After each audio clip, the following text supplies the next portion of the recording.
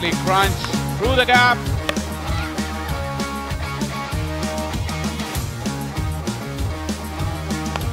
Down the track, over the head.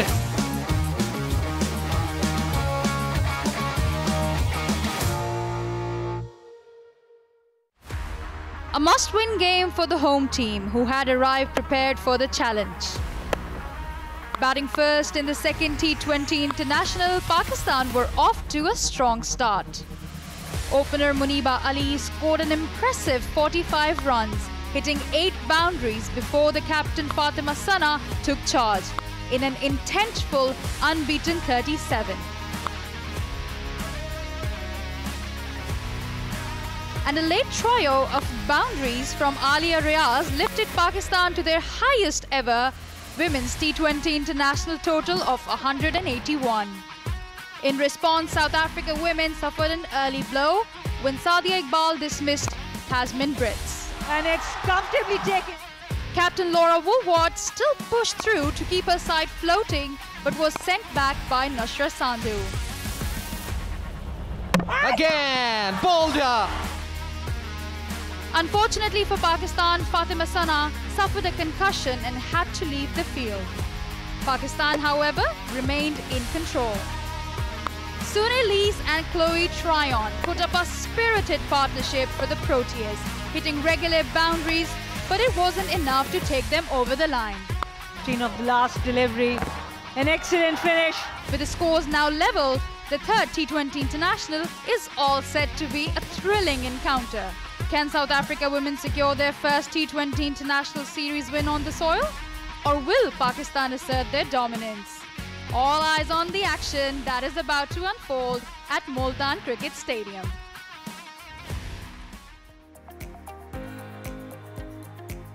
And for the last time in this series, we are back at the Multan Cricket Stadium. It is the decider of the series.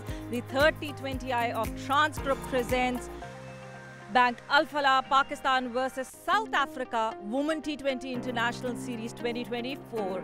We had two brilliant games, very well balanced side, both of them that they are. First T20, South Africa won by 10 runs, and then the second T20, which was won by Pakistan with a different outlook of Pakistan altogether. And today we are here for the decider, and all the teams who are here right now, South Africa and Pakistan, they have arrived here and they are poised with passion. They want to carve their names for this series. At one hand, we have South Africa who would like to continue the way they played in the first T20I, and on other hand, we have Fatima Sana, who will be looking forward to carry forward that momentum that they carried in the second T20. Hello and welcome to Multan Cricket Stadium. It is the decider, and yes, welcome to you all. It is a day game today, pretty hot for both the teams and for us as well. But yes, we believe that there would be some thrilling cricket, and this hotness should be not overcoming our passion for this cricket that will be happening today here. This decider where the Proteas, they started off, and the Proteas, they kicked off the series with winning the first T20I, but then came in Team Pakistan in the second T20I with a very different outlook and with a very different intent. With me, I have Kainat Imtiaz. Kainat, hello and welcome back. Thank you so much. Kainat, talking about the different kind of performance that we got to see, the different kind of intent and approach that we got to see from Team Pakistan, and then those last minutes, that last over by Tasmia, the debutant coming in and restricting South Africa not to cross the target. It was brilliant by Team Pakistan altogether. Absolutely. From the very first ball of the inning, when you talk about batting side of Pakistan, it was exceptional innings, as 181 was a hard total for South Africa. For any team, actually, it was a very hard total. The way Muniba Ali started the innings, it was exceptional. The way she was playing all over the ground, not only one single shot, but especially those cover drives that she was playing against South Africa were remarkable. And but we'll talk about Muniba Ali, but just focusing on Tasmia, how Tasmia, she got an opportunity out of nowhere. No one could tell that there would be a concussion replacement. Tasmia came in, and the way she showed showed what kind of a talent she is, restricting South Africa, throwing that last over, Muniba showing trust on her and giving her the last over, and the way the complete Pakistan team was pumped up on the field.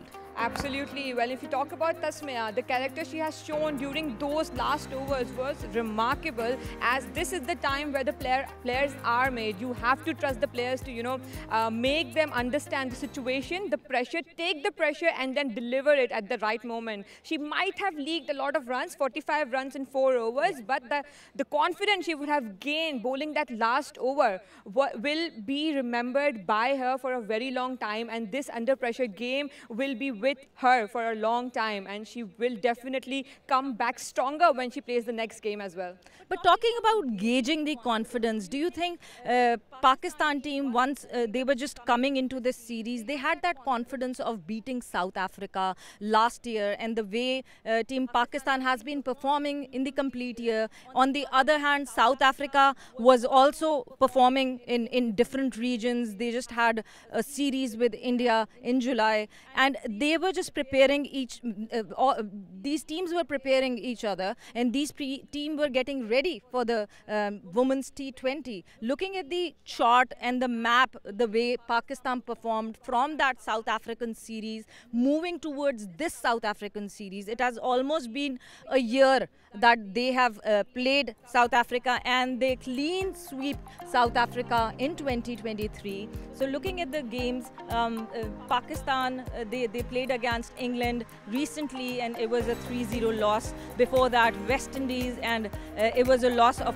1-4. They played versus New Zealand, and they played brilliantly there. It was a 2-1 win against Bangladesh. They could not play that way, the way they were expecting to play, and there was a loss of 2-1. And then before that, clean sweeping South Africa. So coming back to this decider, would this give a slightly edge to Pakistan that yes, this is the team that we have clean swept before?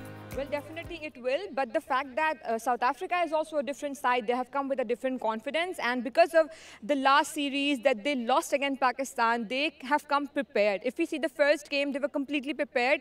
They had a couple of changes in the squad. This was one advantage for Pakistan, but when we look at today's game, I think it will be a good decider and an excellent game moving forward towards the World Cup, because you will have these kind of moments in the World Cup as well.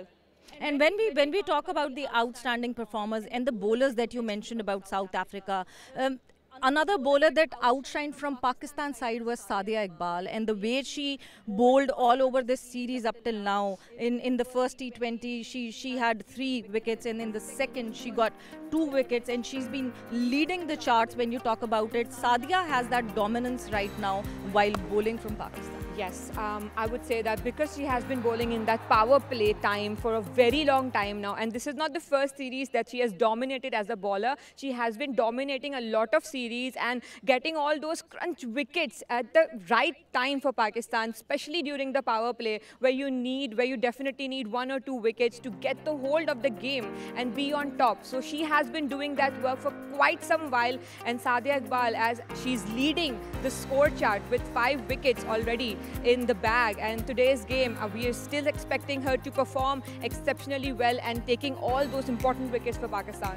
Exactly, and it is very, very confidence boosting for Sadia, coming above her seniors and just being on the top of the list. Talking about Sadia Iqbal, what does she have to say about her performance and what does she feel? Let's have a look. In the air and gone. That is a huge wicket. Obviously world cup एक बहुत बड़ा event है. उससे पहले south Africa के साथ एक series बहुत अच्छी प्रिपरेशन है. उससे पहले भी हमारा जो फिटनेस का कैंप लगा था, उसके बाद स्किल्स कैंप लगा हुआ है. उससे हमारी बहुत अच्छी प्रिपरेशन हो जाएगी. और सबसे बड़ी बात है कि साउथ अफ्रीका एक बहुत अच्छी टीम है, बड़ी टीम है, अच्छे प्लेयर्स हैं उसमें. उनके साथ वर्ल्ड कप से पहले एक अच्छा मैच हो जाएगा, अच्छी सीरीज़ हो जाएगी जो हमें वर्ल्ड कप में हेल्पफुल रहेगी. Sadia Iqbal is turning the match straight away. Obviously वहाँ पे थोड़ा environment change होगा, लेकिन जैसे हम लोग used to थे, क्योंकि मुल्तान में कैंप लगा है. मुल्तान का और दुबई का ऑलमोस्ट सेम क्लाइमेट होता है. वहाँ पर भी थोड़ा ह्यूमिड और गर्मी होती है. ऐसे मुल्तान में भी ऐसे ही है, तो ये एक अच्छी प्रिपरेशन है क्योंकि हम जाने से पहले यहाँ पे कैंप किया है, सीरीज़ खेल रहे हैं, तो इससे हमें बहुत हेल्प होगा वहाँ जाके खेलने में। Sunil East this time, Sadia Iqbal takes another one. Obviously, semifinal मेरे लिए बहुत मेमोरेबल मोमेंट था क्योंकि एक बड़ी टीम के साथ इतना अच्छा बॉलिंग करनी और बड़ी विकेट्स लेना, तो ये मेरे लिए मेमोरेबल मोमेंट था। बाकी जो 9 विकेट्स की बात है वो यही होता है कि मैं अपने सिंपल प्लान्स पर रहती हूँ और उन्हीं को एग्जीक्यूट करती हूँ, तो उसी में सक्सेस मिलती है। Diana was waiting for that. Catch was taken in an all-important wicket here. So yeah, this is the brilliant preparation for the T20 Women's World Cup, because as Sadia said that these conditions are pretty much similar to what they'll be facing in the UAE. This humidity would help them to just acclimatize here and then go to the T20 Women's World Cup. And talking about the conditions, hats off to the ground staff. The kind of pitches that we have seen during this series, it is commendable in this brutal heat that they are bringing out such good pitches which are competitive. Every batter who applies them properly, it is a batting wicket for them. Bowlers, spinners are getting purchased here. Fast bowlers are having advantage from the surface. Talking about the surface that is on offer today, let's have a look and let's see what Sana Mir has to tell us.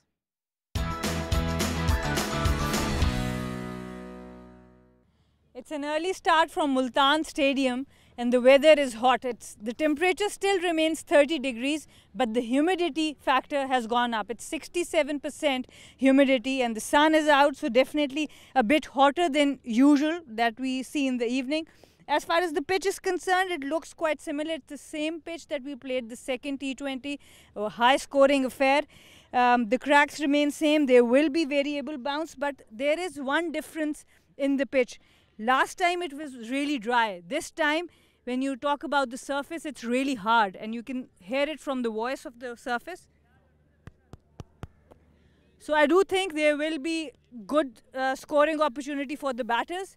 And whenever it's a deciding game, you still don't know what the good total would be. So I think the captain who wins the toss bowls first. So it is the same pitch that we saw in the second T20I. Yes, it is very hot right now. That last time that pitch was pretty dry. What do you make of this surface? Well, I think it is because it's the same pitch that we're using, but it will be a little different because we have played under lights before. The two games were in the lights, but this one is during the daytime. As the day approaches, the pitch will start getting flatter and flatter, and it will get easier for the batters to score. For me, the toss is important because whoever wins might bowl first. Because but the million-dollar question here is whether Fatima Sana is available to play, and would she be there in the center with Bazid Khan? So let's have a look. Let's go towards the toss.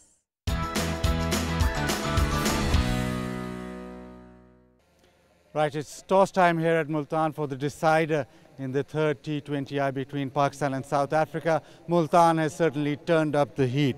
I've got Laura Wolfart with me, South African captain, Fatma Sana, Pakistan captain, and match referee Mohammad Javed Malik. Who has the coin? Fatma has the coin. Give it a flip, please. Tails is the call, and it's gone for a roll. Still rolling. Laura won the toss. What are you doing and why? We're going to have a ball first today. I still think it's the same wicket as last game, so it was a pretty nice wicket, and hopefully we can chase a bit better this time. Is the morning or the heat any problem? It is very hot today, but yeah, great prep for the World Cup. That's going to be hot as well. So obviously, all games, both captains have decided to field first, and it's gone the opposite way both games. It has. Hopefully this one goes a bit different today. Do you have any changes to your side? We have one change. Kululeko Mlaba comes in for Ayanda Khlubi. How important is the series leading up to this game, winning the series, going out to the World Cup? Very important. It's probably the closest thing we'll be able to get to a knockout stage game. So it's perfect preparation, bit of pressure, trophy on the line. So yeah, I think it's a wonderful opportunity for us to go out and play some good cricket. Thank you very much. Go well. Fatma, firstly, fully fit. Everybody was worried about you. Alhamdulillah, everything is fine. Both games, the teams batting first have had an advantage. Do you think a day game will be any different? No, I think so. We will try to put a maximum total here again, and then we want to defend the total as well. Second game, especially the batting, it was very much improved. There was a lot more intent, a lot more through the offside. We expect more of the same? Yes, because we were sitting at the group and asking for everyone that we have to play same cricket here. So definitely we will play. Any changes to your side? No, same playing 11. Thank you very much and good luck. Thank you. So South Africa here have won the toss and they have elected to field first.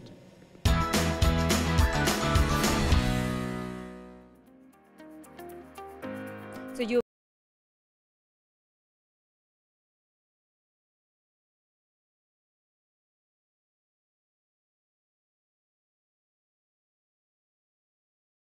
that was powerful, that showed all the intent, and that scored the highest T20I total in Pakistan cricket. And talking about South Africa, there's just one change in Team South Africa. Temu goes out and Malaba comes in. So there's a change in bowlers. What do you expect today? Because this would be one high pressure match for both the teams. Absolutely. Well, I was expecting Malazan Cup to come back in the squad as well, but unfortunately she has missed out. I think this will be important because they're bowling first, especially because they're bowling first. They needed another bowler in the squad. So South Africa has done their part, winning the toss, but I would say this is going to be an interesting decider, and for both the team, this match will be high expectations. Exactly, and this match would be an high intensity match. Looking forward for it, because at one end South Africa would be loving to go with a win series in the T20 Women's World Cup, and on the other hand Fatima would be looking forward for that as well. The umpires are here, so over to the compacts. Yeah, the decider here at Multan Cricket Stadium. Series level 1 each, and it's a day game. The major difference in the series, this is the only day game. That provides a few more problems. No problems for the crowd though. They have supported this series, Multan has. But Multan for this final game has certainly turned up the heat. And it has been a very hot and humid morning, and we challenge, especially for a side to be bowling first. Muniba, who's been excellent with the bat this past year or so for Pakistan, she's been the most consistent player that Pakistan have had. And we saw that in the second T20I, where she led from the front with the bat and then in the field and ended up on the winning side. Gul Feroza with her on the non-striking end. She can strike pretty decently. That strike rate 99.62, but she needs some runs in this series. Not yet at a series to remember.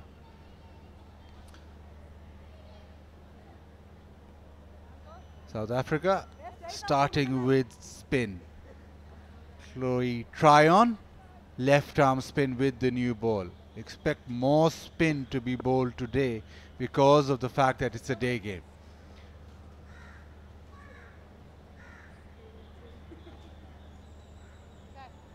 Right. Here we go, final T20.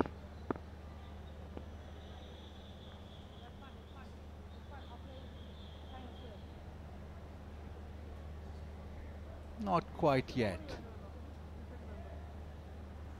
Faisal Khan Afridi making sure everything is in position. Play. Muniba Ali on strike.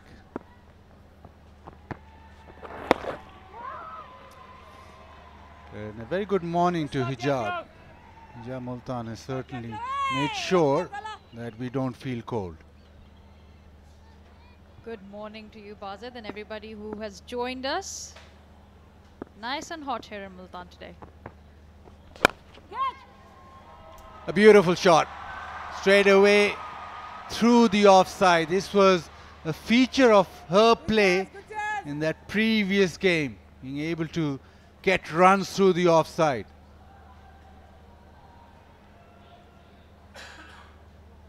Just the way Muniba plays, wastes no time at all in trying her shots.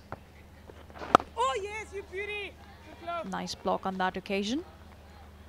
Muniba was the standout batter in the last game for Pakistan. It was a must-win, which is why we have this decider today. She will be looking to carry on that momentum. And down the ground, takes it over the top, times it very well. Just a couple of bounces, one bounce into the fence, first boundary. Muniba Ali starting where she left off in the last game for Pakistan. Brilliant use of feet. She goes down the ground. One stop and then into the fence. And again through the offside. This will be another couple of runs at least. This is such an important batter for Pakistan at the top of the order. Obviously the most consistent, but once she gets her runs, she gets her at a good pace, and that makes the batting unit look totally different whenever she fires. 8 so far of the first 5. And it'll remain 8 after the first over.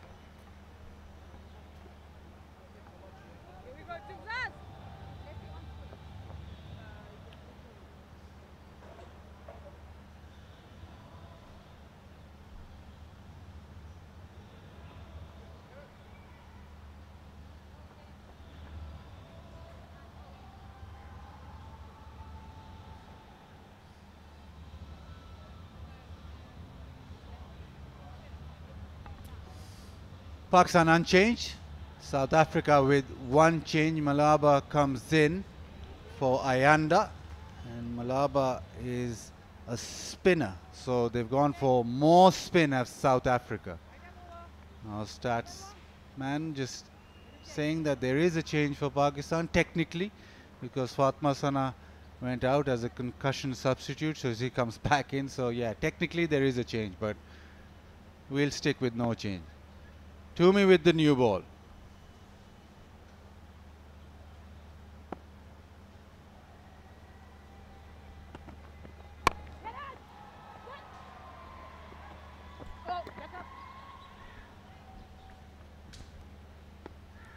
Spin to start off for South Africa, but it's pace at the other end. Looking at the surface, it's the same pitch that was used in the second T20I. Basil, what do you make of it? Would the conditions make the result and the overall look of the game a bit different today?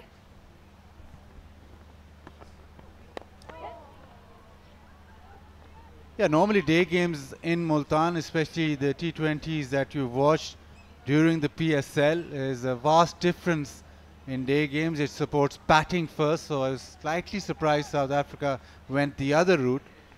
Normally it just goes slower and slower and the ball starts to turn, just hold up in the pitch. South Africa will be hoping that it doesn't happen.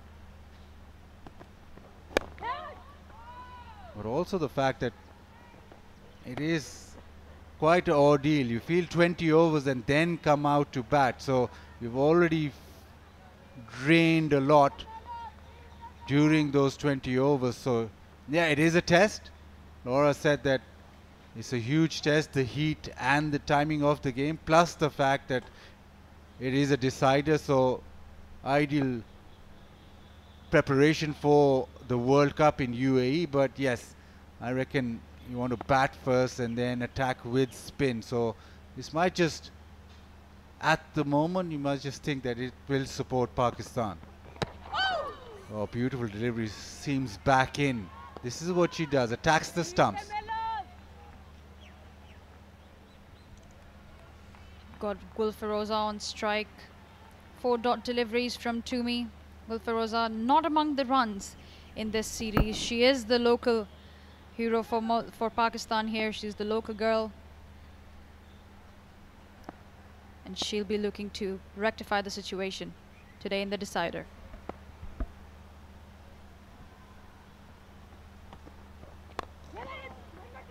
Turns it into the offside. She has picked a little pocket with just a single. Well, Jab, you're almost pretty much local. You've seen all those Multan Sultans games. where Multan Sultans don't get defeated here in the home ground, especially day games. Yeah, they usually plan really well for that. I don't want to take any credit for it, of course. It's all about the management and the captain making those decisions. But planning was just the first step. It's also about the execution. So let's see whatever is going on in Laura's mind today, if she's able to pull that off. Poor delivery down the leg side. We saw a lot of the wides being bowled by South Africa in that previous T20I, and that was a little bit of an issue because unforced errors, you want to stay away.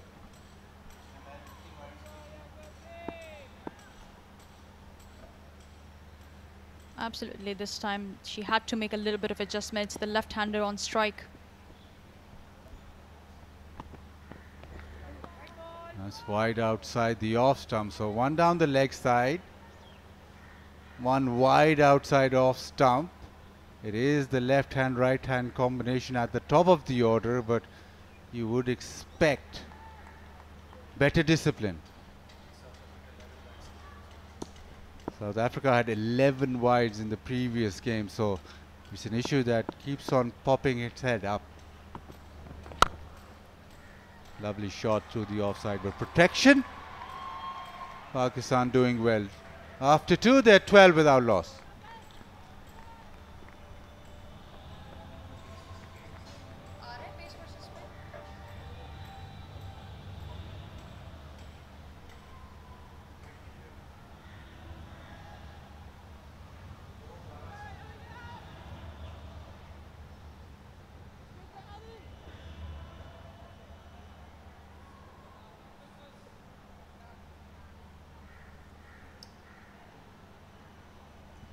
Students in to watch the game, and why won't you? Day off school, come and watch some cricket. Yeah, the go-to shot, the sweep shot, but just the single.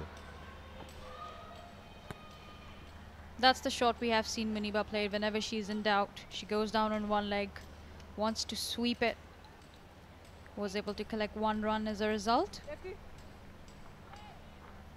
Spin to continue. She made that shift within the crease and then played that shot. Wanted to get it through the gap. Oh! Now this is the matchup that Chloe would want. The right-hander on strike, left arm spin, maybe attack that front pad. There's protection with the onside because the new ball won't turn too much. Just carry on into the batter like that.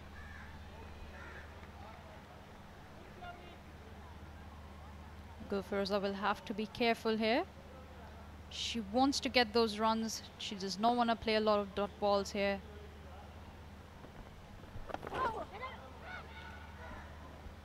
And the race across. That's what she has to do. Be able to find a way to rotate strike.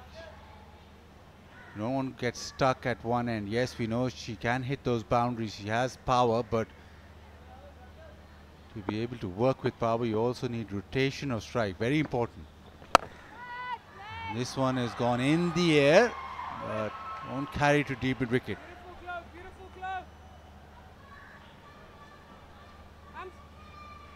Muniba once again looking to go towards the leg side. Good news for Pakistan. Captain Fatma Sana is back. She suffered a concussion in the last game, but she's back to lead the side today. Now there's that big hit, inside edge, trickles away for a single. Pakistan after 3, 16 without loss.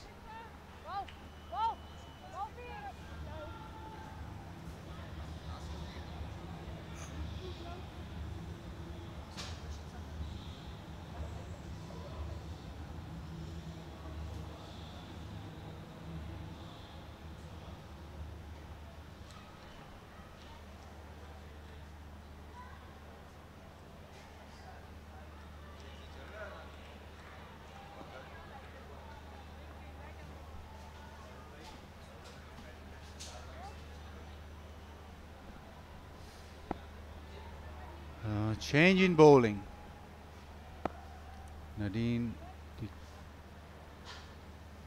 Nadine de Klerk into the attack. She doesn't get the ball to just shape away. Pulled away, just a single, down to deep square.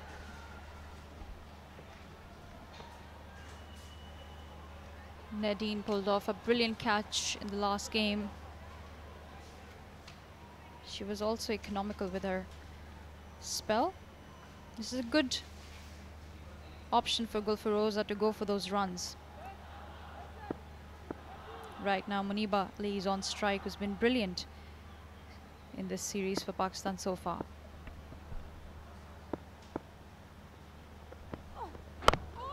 Around the wicket, the angle back into the stumps, but Muniba so good at the top of the order. Looking at what she pulled off in the last game for Pakistan, she came in all guns blazing. Didn't take a breather, didn't let any of the bowlers take the breather either. All over the ground, whether it was the covers towards the onside and offside. She looked to get that strike rate up and she was successful. There's plenty of angle and swing back from round the wicket. A huge appeal, but yeah, it's given a wide, so nothing doing. Nadine is trying to shut down the angle through the offside. She's come around the wicket, but there is a bit of swing back into the left-hander too, so that's working in Nadine's favor.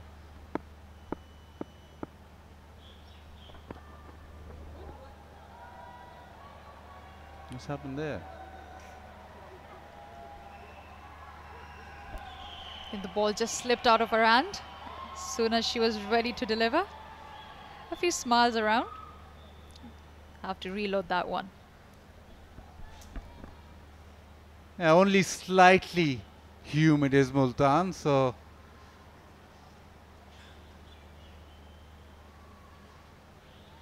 I just slipped away.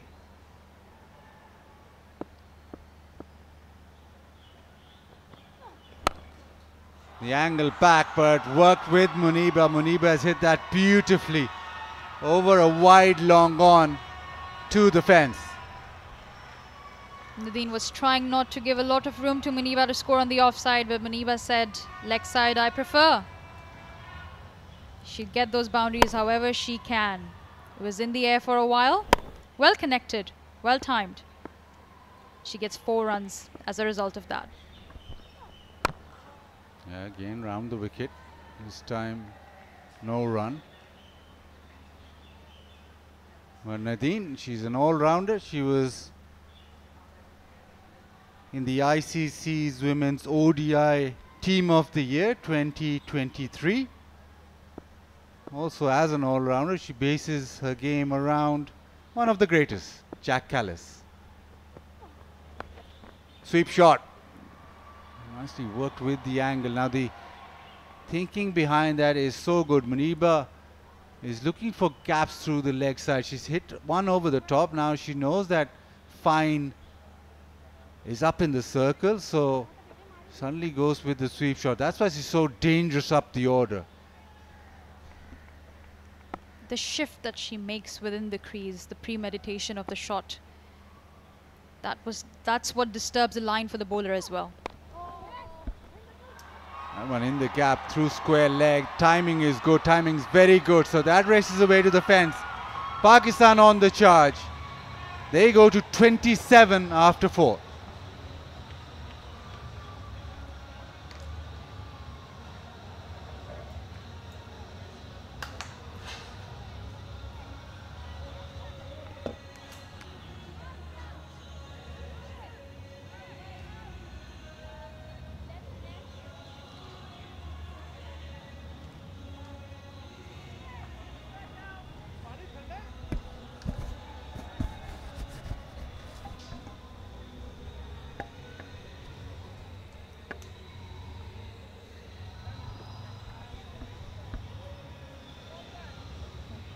After 4 overs, Pakistan 27 for naught.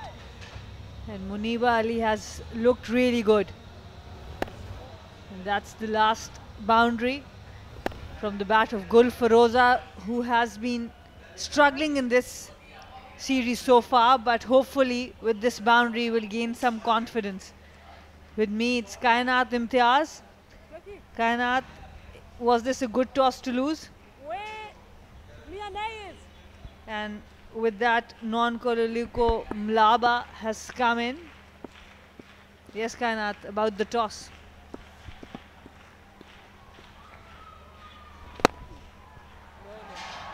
Excellent shot. Welcome the new bowler with the straight drive. Muniba Ali is looking really dangerous. Flawlessly placing it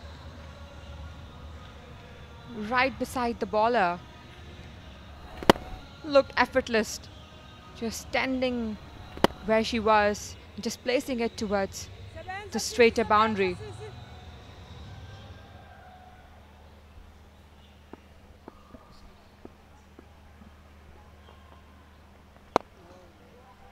Full toss to in the gap, and Nadine de Klerk had to make a lot of room to cut out that one. Some good fielding by de Klerk.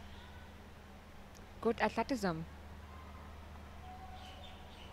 When you talk about the toss, I think whoever would have won the toss would have chose to bowl first, because batting might get easier in the second inning. Mlaba had been bowling with the new ball for South Africa for some time. As Chloe Tryon has come back, so she has taken the reins, taken the new ball. Excellent shot. The best so far from Muniba Ali. Over covers. Brilliant batting. Dominating the bowlers. This is what Muniba is doing best. Use of her feet. Just coming down the pitch and placing it over the fielders towards the cover boundary. Making it look easy. Some effortless shots by Muniba Ali. And what she's doing extremely well is now, when she's using her feet, she is static at the point of impact. And that is why the connection is so good. Before, she was still moving. In the previous games, she was still moving and trying to hit. But when you look at this, at the point of impact, she's still. Her foot is planted, and that's why the connection is so good. Absolutely. Well, there can be a straight line while she's hitting from head to toe. Another good shot by Muniba Ali. Feroza, Gul Feroza. 5 overs gone, 38 for none.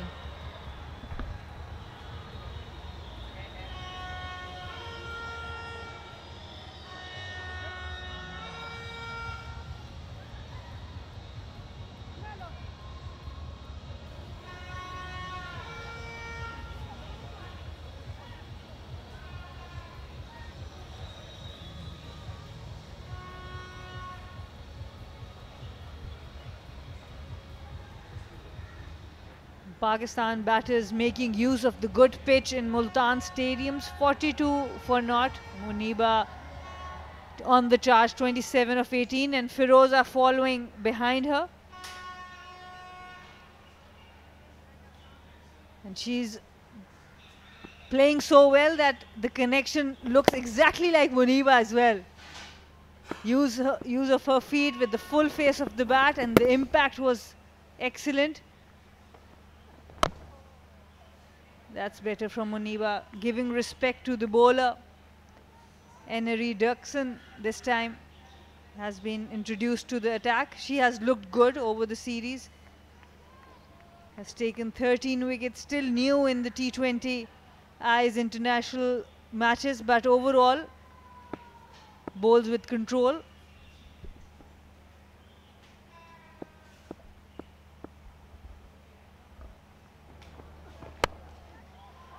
And that's a chance, half a chance there, but safe. 1 run added. Well, as we said, Muniba was well balanced in previous shot, but this one she played moving. This was the only difference. And it was a half shot and a half chance to catch as well. Laura Wolfart definitely would be under pressure. Views of Multan Cricket Stadium during the day. You must have watched a lot of footage during the night, the evening games.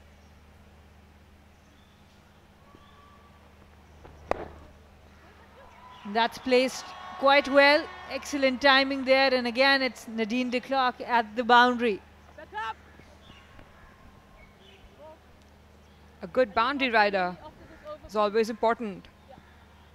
Some good sprints by Nadine de Klerk.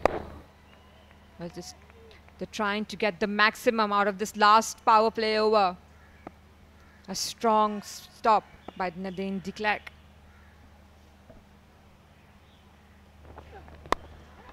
And once more, now on the left side. And she has been brilliant, but this time couldn't cut it off. She has been bowling and now sprinting at the boundary. Excellent batting from Gulfiroza here. The ball is going towards the leg side more. And this is the reason. It's getting easier for Gulfiroza, the flick. Just a little glass. She almost got that one as well.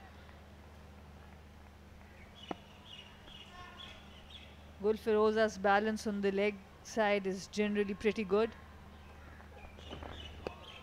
And that's the area of concern.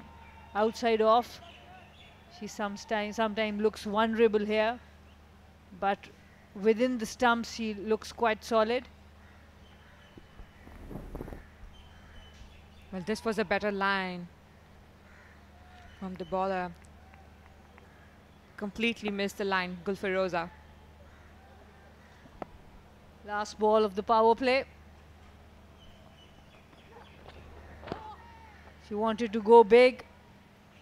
No run. After the power play, Pakistan 49 for naught.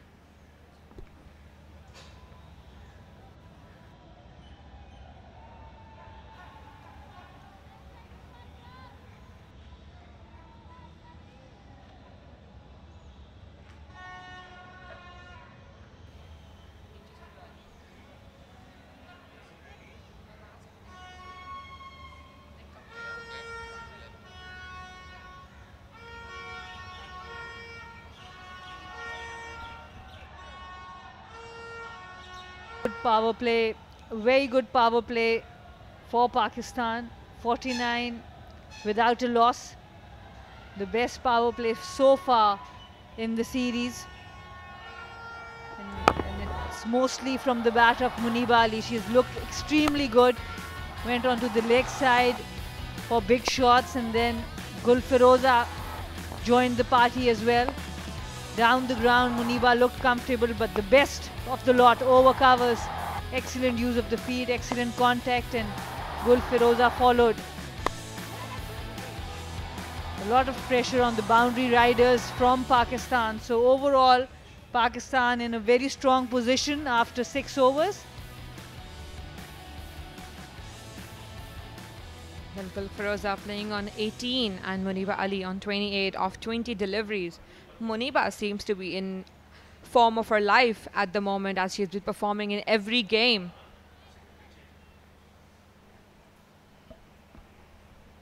Sunelis, the new bowler, ex-captain of the South African team. And she has played 120 games, mostly a batting all-rounder, so 50 wickets for her, but decent bowler. And along with Chloe Tryon, she's sought-after player in leagues herself. Laura Wolfart, Shabnam Ismail, who has recently retired from the South African team. Well, I think Muniba would like to go on to her as well. Well, if we talk about spin versus pace, Pace has bowled 34 overs. And we have a strike.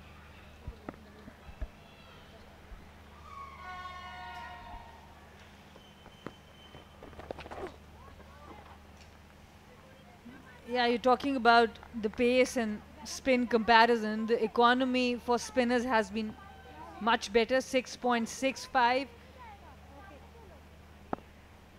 When we talk about the paces, they have struggled a bit. And that's a chance there. Soft dismissal. And Sunil is taking the pace away, gets the wicket of Gulfaroza. Well, that is why Sunil Lees was brought in attack, because she has that capabilities to get the batters out. And this is first wicket for South Africa. A very soft dismissal. An easy catch in the end for Sunil Lees. And Gulfaroza goes for 18 on 18. Pakistan 1 for 50.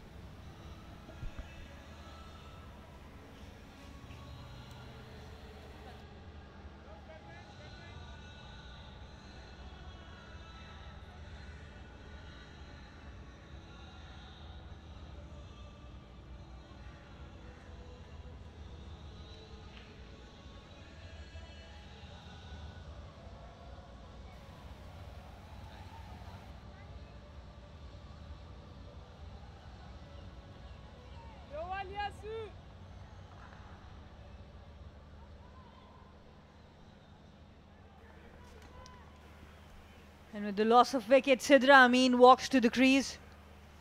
Healthy strike rate 87 and highest of 63.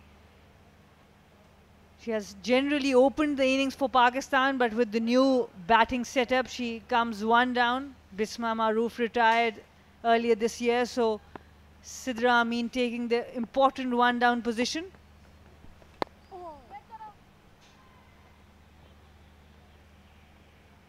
Sunil Lees, we talk about how she takes the pace away. Hardly any shot on offer, trying to take a single off the leg spinner. And good catch, good return catch.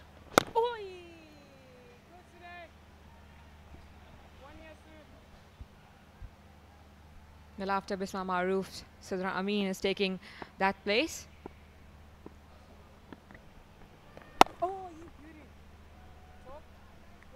And this is what a bowler like Sunil Lees can do. Just change the momentum overall. And after, with that completes the over. 7 overs gone, 50 for 1 Pakistan.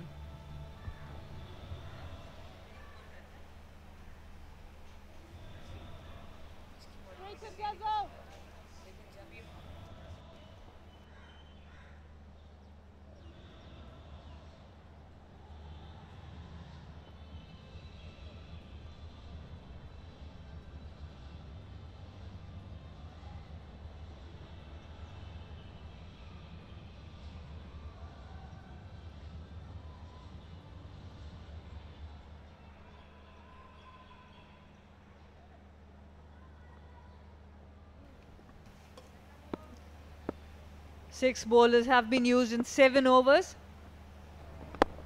So South Africa trying out all the players right before the T20 World Cup. Madison Cap and Ayabonga Khaka still not in the 11. So different approaches from both teams. South Africa has always used 6 to 7 bowlers in every game, because they do have variety of all-rounders in the team.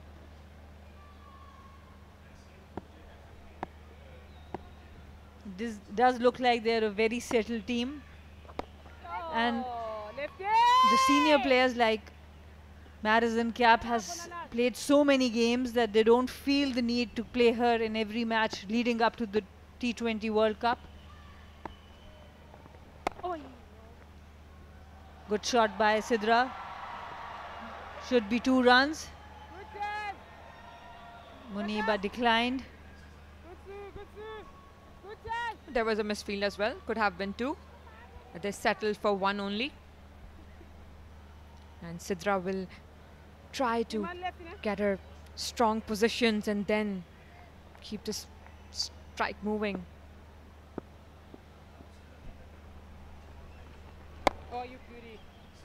Good use of the feet, and Muniba keeps building that pressure onto the spinners. Their length has to be adjusted because she's a good sweeper of the ball and can use the feet well as well. So not easy batter to bowl at.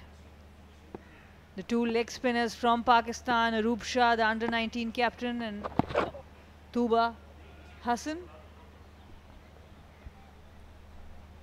It's important during the middle overs is to keep this strike rotating and the scoreboard moving. That's Gulfaroza. She went for 18. Played some good shots for Pakistan.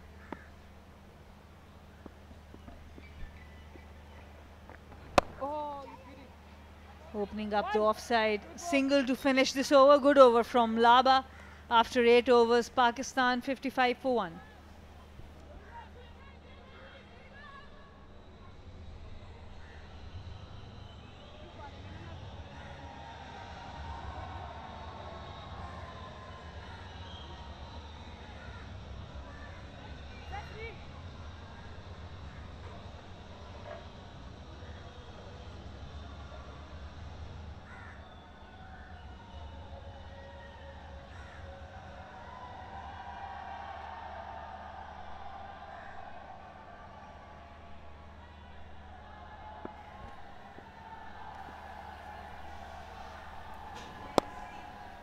Well, good number of spectators around here to witness this final fight between these two sides.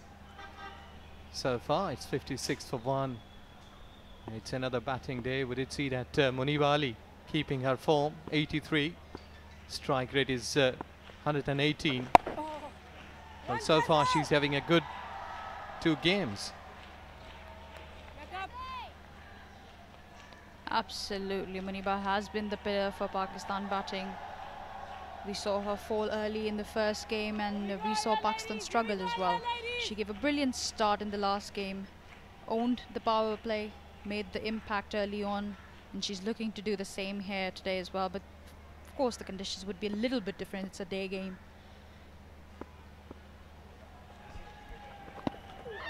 She was trying to get a big heave, but miscued it. Well, Pakistan did play power play well today. 49 runs without losing any wicket. So platform has been sat there. Use of feet, wanted to go towards the leg side for a big shot. As we've seen her do before. We do expect to see some runs from Sidra Amin. Look at the spectators. We see we weren't expecting a lot of crowd in a day game. But there they are. She's having a long run, coming back for second. Could be. And umpire Afridi is just looking on the TV umpire, but the pictures are not looking good for Pakistan. We've generally seen a lot of good running between the wickets from Pakistan, from Proteus as well, but on this occasion I believe she might have just been a little short. We'll just have to wait and see.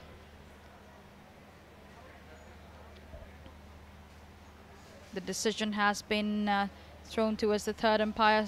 The South African team looks confident of their effort. That was a good effort. Good collection of the ball and a dismissal here for Pakistan. This is unfortunate. Could be a turning point.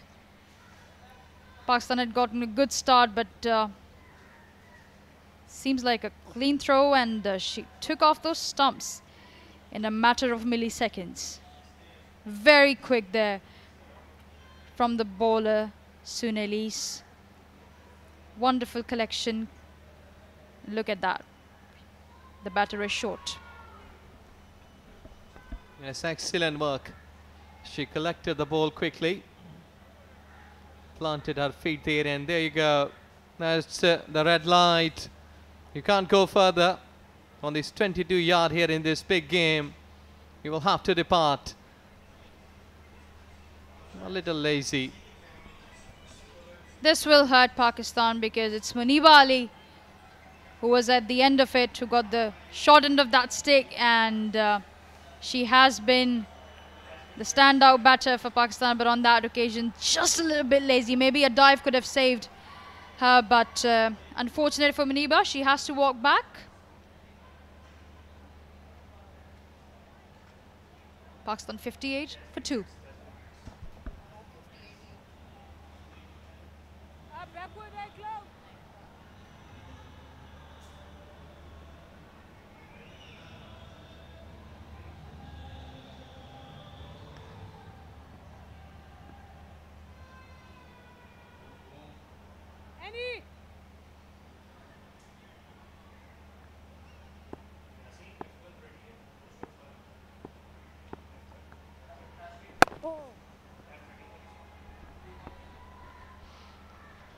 She's getting off quickly, and I think so that Nida Dar, she's really an experienced batter, more than 156 to be precise, the games. That's huge in number.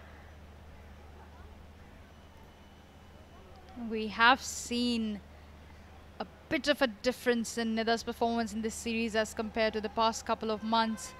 She seems a little more herself with the ball and with the bat, and she's got to carry this batting for Pakistan today. They've lost Maniba, but what Pakistan does not want to lose is the ability to score those quick runs. Well, she's keeping her fielders onto the boundary lines towards onside. Well, again, umpire was just not ready. He's not happy with the conditions here. Pretty pumped up. Someone was crossing because that's entry gate. 9 gone, 60 for 2.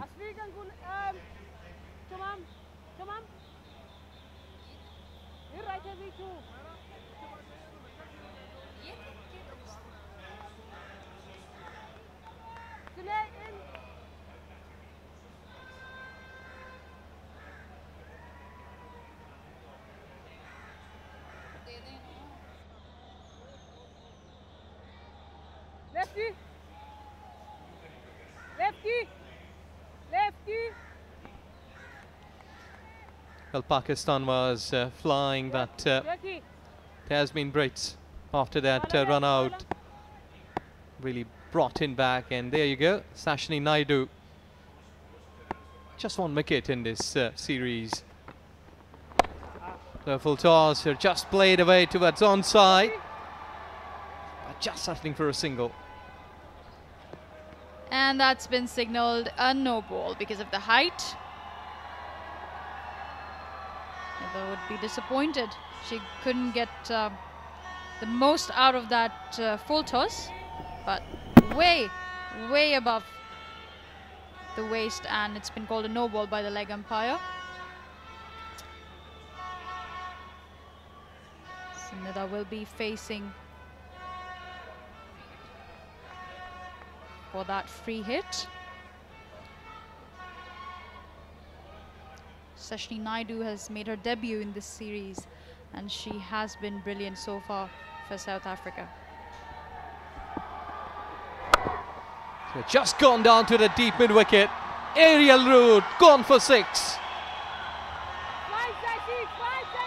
No regrets whatsoever. Not holding back here, Nida Dar. Got a big roar out of the crowd as well, that shot.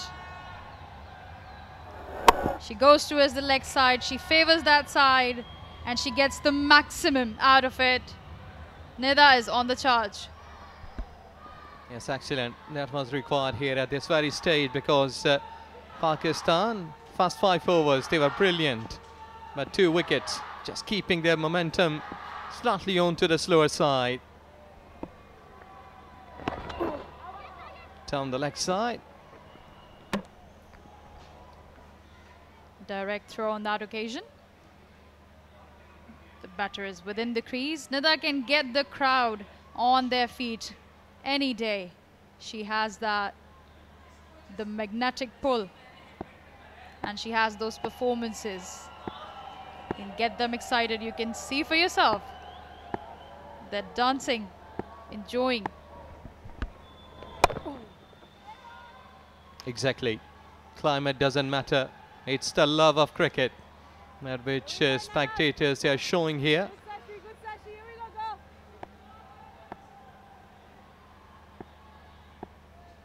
they should keep that momentum. Already got a huge hit. 8 runs already in this over. Oh! There you go, straight over the umpire. The ball is winning the race, straight down the hill for 4. Sidra Amin saying, why shouldn't I have all the fun? I'll join in and I'll get the crowd roaring as well. She moved in the crease early on, made room. Perfect placement for that boundary. Yes, she batted well in the previous game. 28 in 25 deliveries. Good strike rate, and she's keeping the same momentum. 2 deliveries. We have got 10 runs. Again, just making a bit of the work towards onside. The space was there. But we'll have to see either the back foot of the fielder touches the fence or not. Seems like the boundary rider did well on that occasion, but we'll just be doing a boundary check quickly.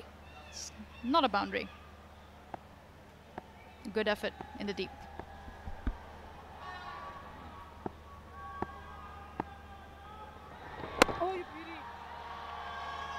Well, Sidra will keep the strike with his single. 10 gone.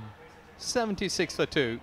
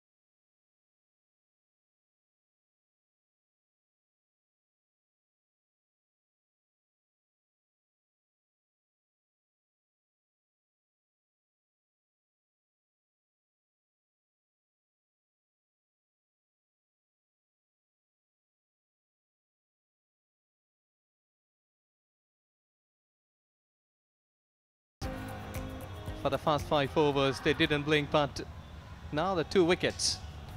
These are the highlights so far, how Pakistan has gone through. We have attacked earlier on, looking for the boundaries.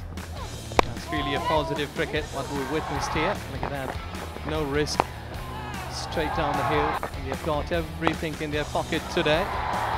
Variety of shots. Manivali started to take charge, and then Gulfiroza joined her in the action, and then a soft dismissal for Gulfaroza. Brilliant effort by the bowler on this occasion.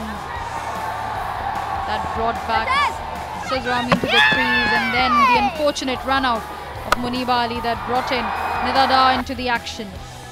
Oh! We are halfway through the innings.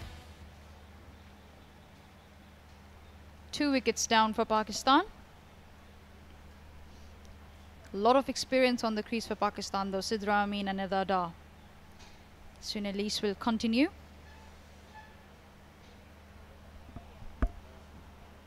She's taking her time, settling down the fielders.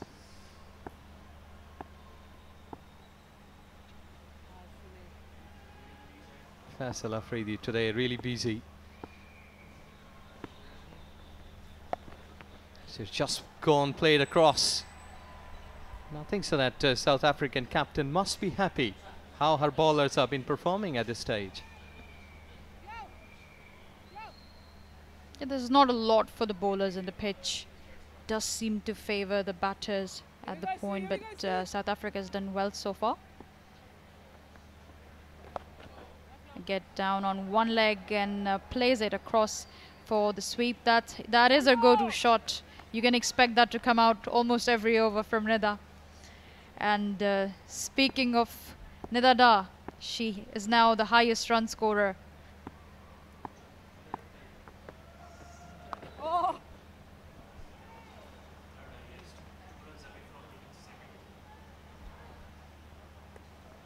So these two batters, they are really batting well in the previous game, and today Pakistan required them to finish because half of the stage 79 for 2 can finish at 170, 180. Down the wicket, she has charged, but long off, surely cut it off.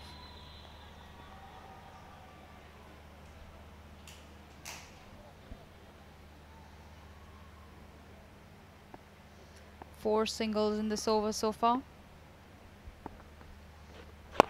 Sidra Amin will continue. Straight back to Lees. Well, Sunelise just got a wicket in the previous over. The captain is showing confidence. And so far, she has just given away 4 runs in 5 deliveries. Slightly a baseball sort of punch towards onside. She will keep the strike. It's 11 gone, 81 for 2.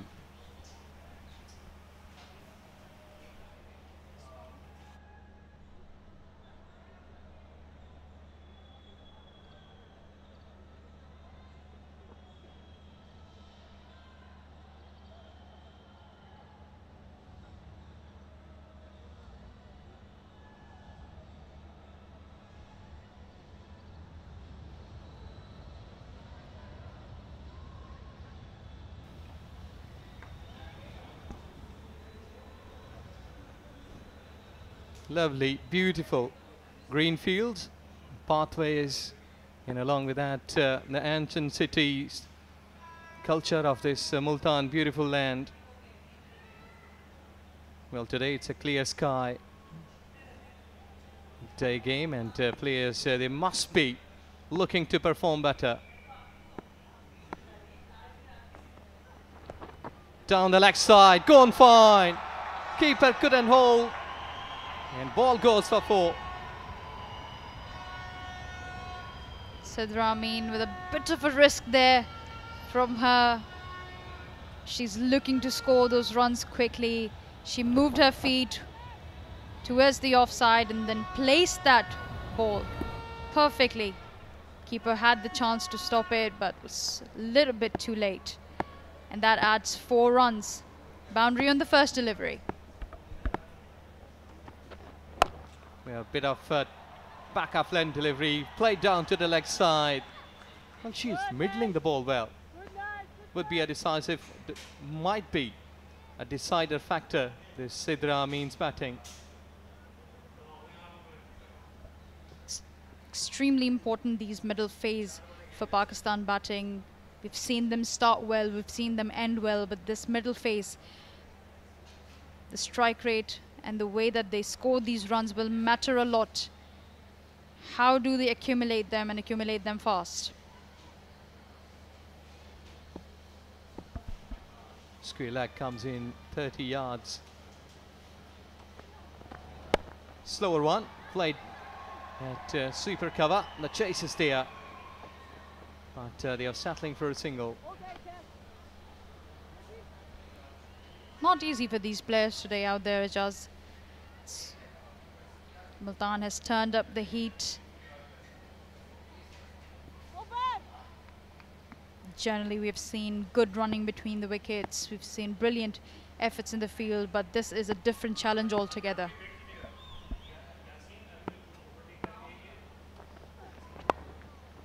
Again, she's been trying to get down the fine leg. Directed. Good call not to go for run. Quick work from Sidra on that occasion. There was a direct hit, but she was right in the crease. Pakistan have already suffered once because of a run out. Batters to come. We have the skipper Fatima Sana, Alia Riaz. You can see them all padded up.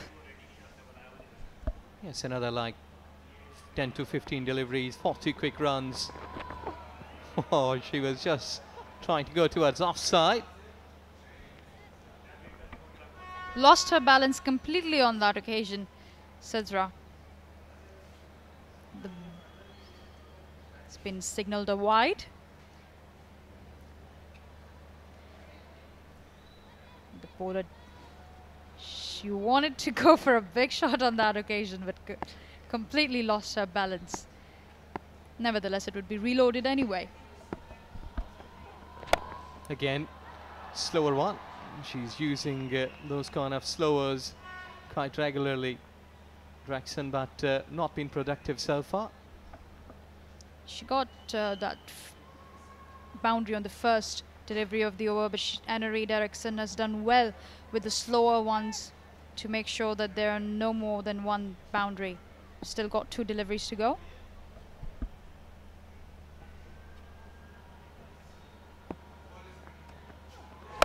There you go. Ball went high. Fielders are coming underneath it. Or dropped. Luck favours the brave. Nadine de Klerk pulled off a stunner the other day, but today she has given a life to Sidra. I mean, Sidra wanted to go for that big shot. Went down on one leg, but there was just a little bit too much elevation at that point. And that just got dropped. Disappointment for Nadine and South Africa. They would have had their 3rd breakthrough. It's 12 gone, 91 for 2.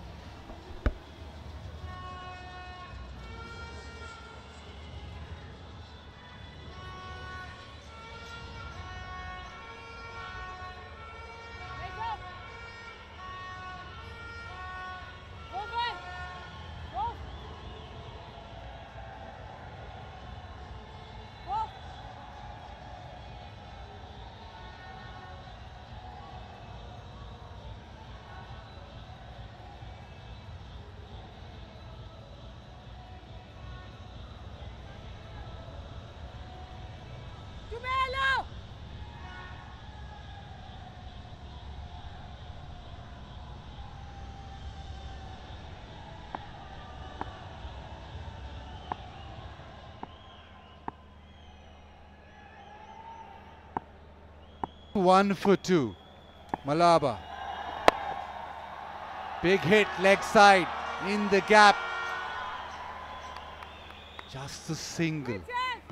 Pakistan have set the base, 91 for 2 after being put into bat on a pitch where I guess the ball will maybe just support the spinners slightly more come the afternoon or as the day's play goes on.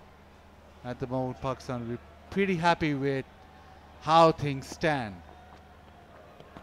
Bowl him! Well, that won't help. Niradar trying to angle this away down to 3rd and misses it completely. This wasn't needed at this moment. They were playing quite well, moving forward. Just trying to place it towards the 3rd. Unnecessary shot. Completely missing the line, Niradar and Malaba attacks. Nida Dar out for 12. Pakistan 92 for 3.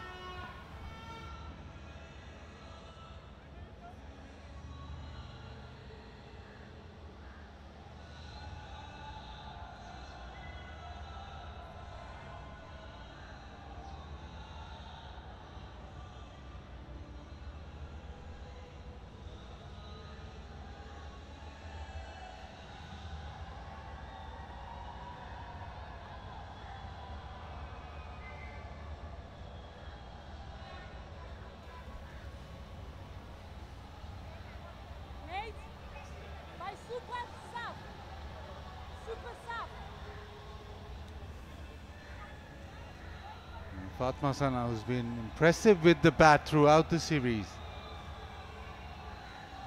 Boxing at number 5. Pakistan just losing Nida Dar.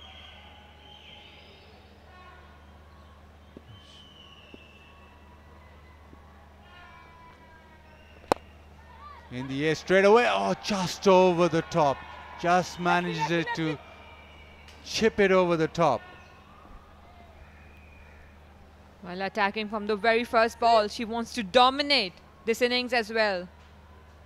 This was the last wicket of Nida Dar. Very lazy shot, just trying to angle it towards third.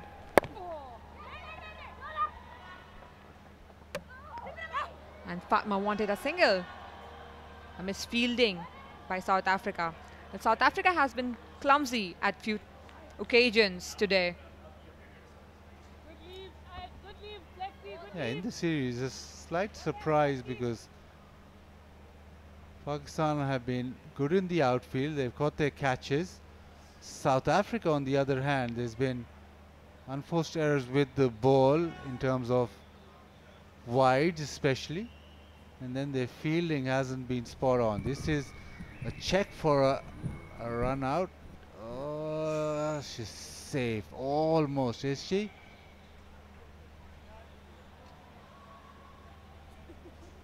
I think she's just in as the bail gets dislodged. A very lazy comeback. Her weight should be forward while coming back. Full approach towards the crease.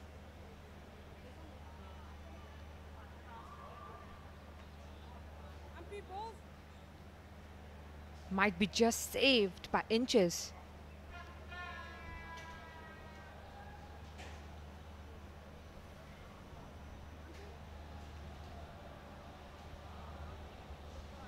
Just trying to get more angles to make sure.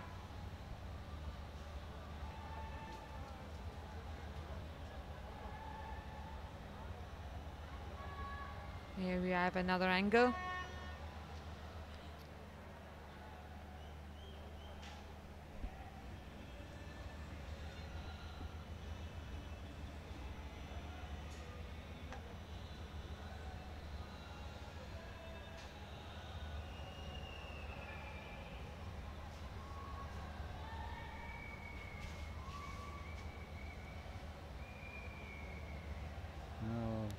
Extremely close call, so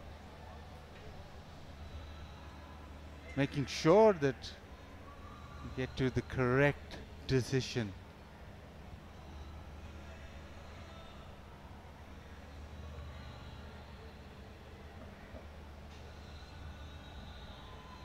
Yeah, so safe, no doubt. Very close, just manages to get the bat over the popping crease. Hits it hard, but straight to the field.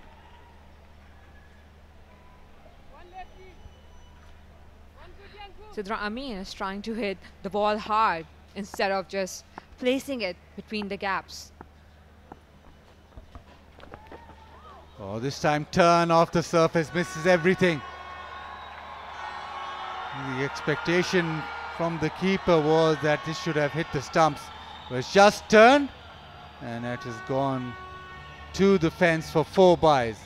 Pakistan 99 for 3.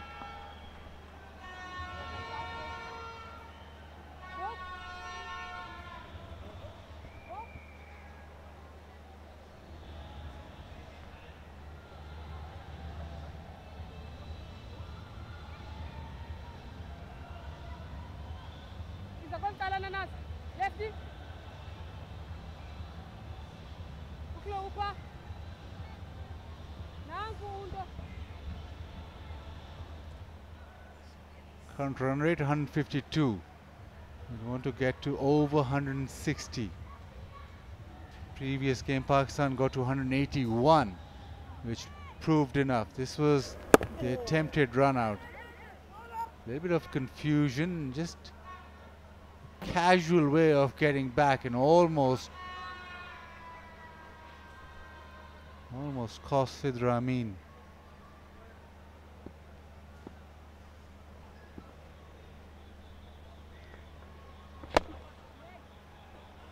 One dot delivery. Luis has been most consistent bowler. Fourth over, just 10 runs off her. Very experienced, the most experienced player that South Africa have. And the variations that she's brought. Just a clue for Pakistan to how to bowl on this surface.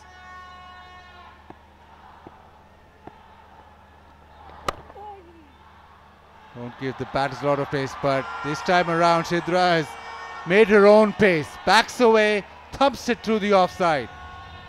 A better placement by Sidra Amin, just moving a little backward on the crease, just placing it towards the cover. Well, much needed boundary for Pakistan. Use of the crease will be important when playing Sunil Lees.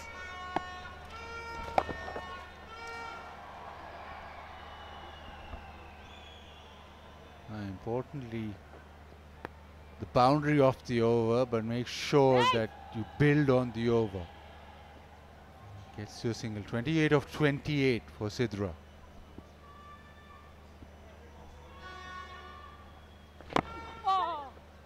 Into the onside, another single.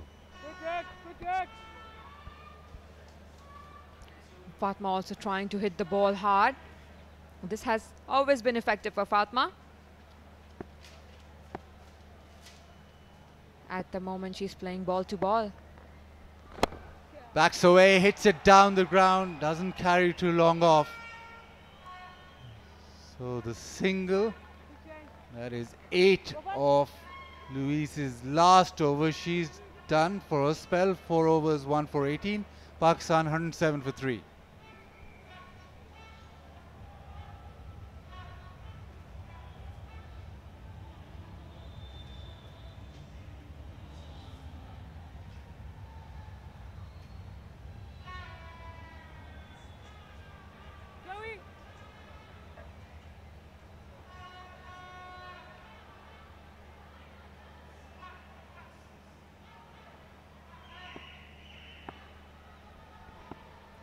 Still batting to come for Pakistan.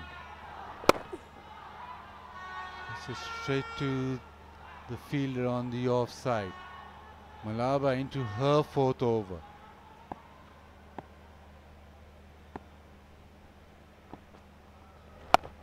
Shot, hit away leg side. Doesn't time it completely, so just a couple of runs. They'll settle for 2 runs. It's quite hot today. Must be hard for the batters to run all those singles and doubles as well.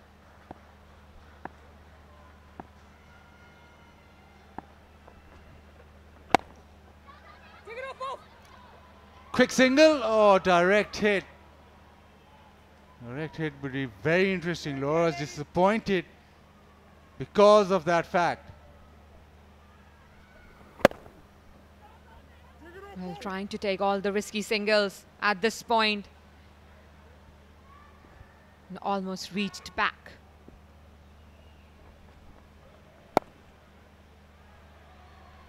Don't mind this, South Africa. Need to be good with their defensive bowling skills. Previous game, their last 7 overs went for 80. That's where Pakistan raced away with the game. And that's why they pulled in a crowd. Plenty of people coming in to watch the decider. Down the ground, still just a single. This is good. Malaba needs to close out her spell and the over without conceding a boundary. Good changes by Laura as cover is pushed back for Fatma Sana. Hit away over the top, extra cover. Oh, brilliantly done. That is absolutely brilliant at the fence, saving the boundary and restricting it to 2. End of 15, 114 for 3.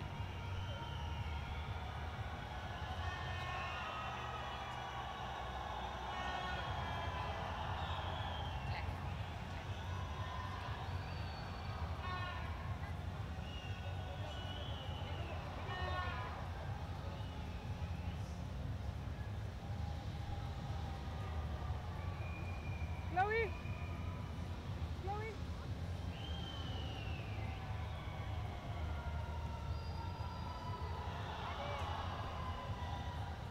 30 deliveries remain. Pakistan will be looking at 160. South Africa, having won the toss, elected to field first. Surprising, because the initial 2 games went in the favor of the batting teams.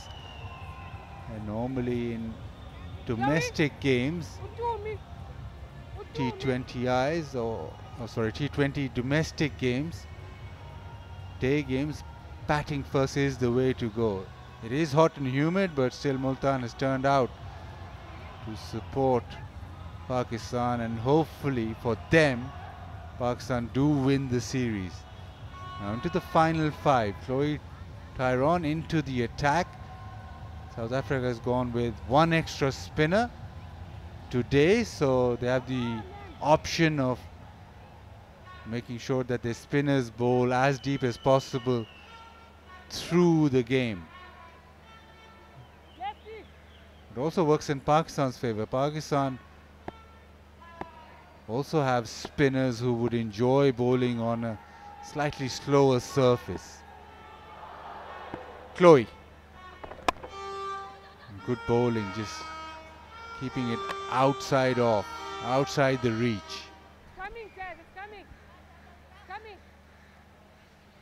Amin had different plans for this delivery.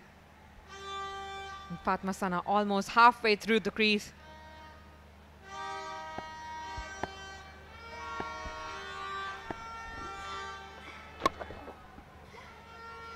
Good, just a single. One thing that South Africa would want to improve on is the back end of the innings with the ball. Seen previously that they've conceded quite a number of runs. That has meant that they've almost been batted out of the game. Pakistan got to 181. Last 10 overs they got over 100. Fatma Sana hits it straight to the fielder. She is trying to pierce that offside. So far hasn't had a lot of luck. South Africa has been blocking her shots. This was one good shot by Fatma. Did not carry.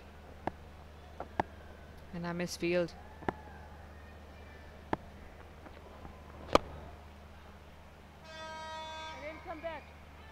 Very good from Chloe. So far just 3 singles of the first 4 deliveries. Pakistan in search of boundaries.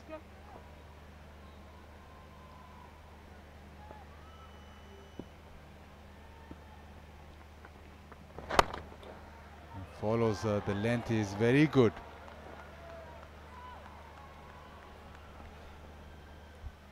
Good ball by Chloe. Following Fatma Sana.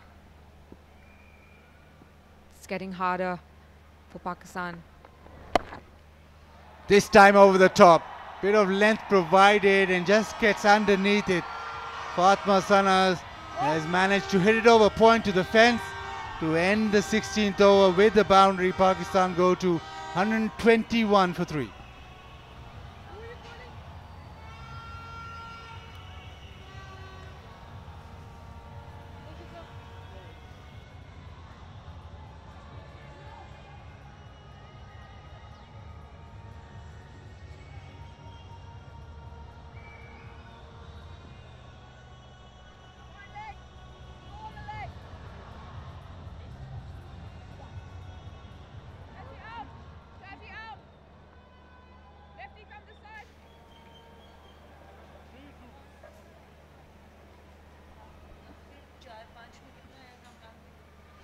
Well, the South African women cricket team, they are fighting back here.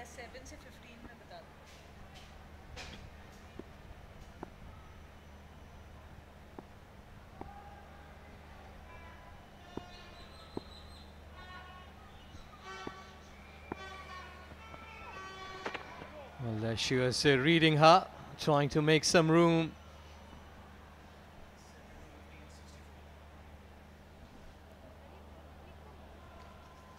Pakistan has been able to manage 64 runs between the overs 7 to 15, and a lot of options still left for Laura Wolfart.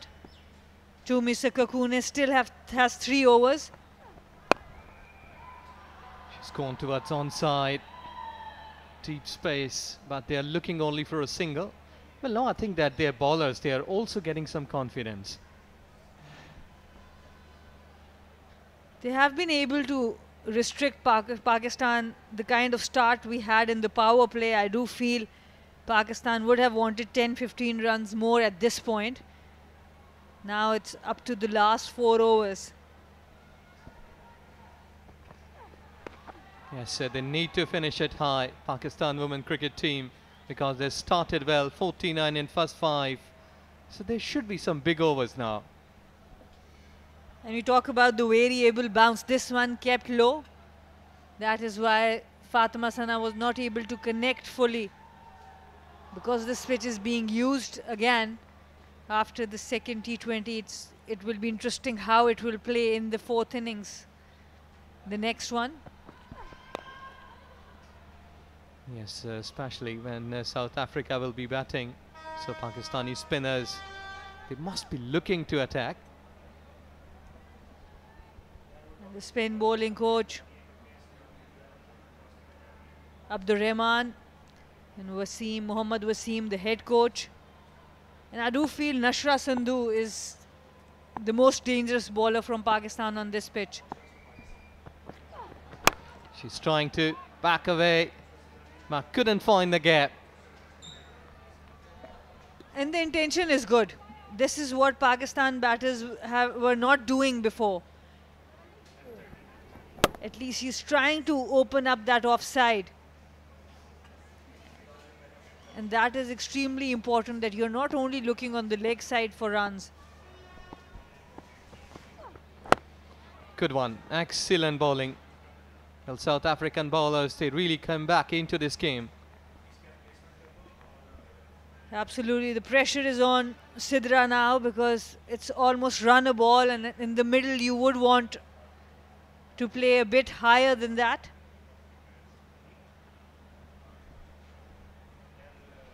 Well, the fielders there towards offside, onside, fine leg up. And they are mixing up the deliveries. With a single, she will take the strike in the next over.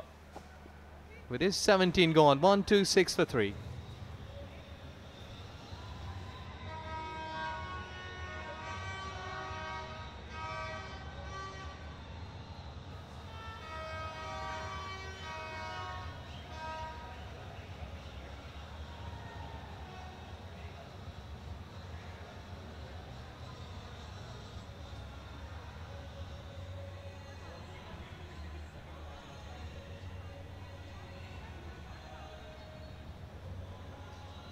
Well, still advices are coming out from the coaches, the think tanks. Well, 3 more overs. Nothing like 30 plus should be there from Pakistan.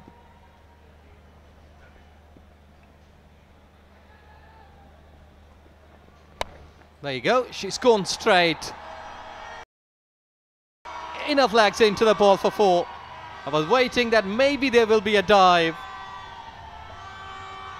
Excellent game awareness from Fatima Sana. She's promoted herself up the order at number 5, and this is why. If it's too full, she can go down the ground. She's a 360 player almost. Very impressive with the bat. Good to see her up the order.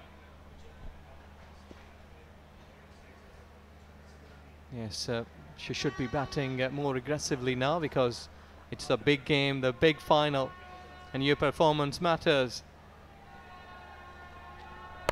There you go. Use her feet. Gone high. Fielders can watch it. It's gone for 6. And some players enjoy captaincy more than others, and Fatima Sana looks like she's one of those players. Ever since she's been made the captain, more responsibility, excellent use of the feet, and again at the point of contact her head is still gone for the maximum. Acceleration is on. 25 of 15 Fatima Sana. Yes, she's batting well, confidence touching the sky, and it's a high time. Straight again, but good fielding, sliding effort, saved runs.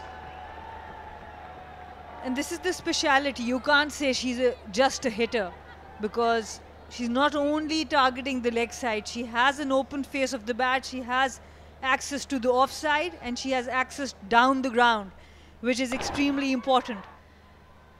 Right over the bowler's head, no fielder is there, so a couple of runs are always there. Yes, a pretty expensive over, 12 runs already.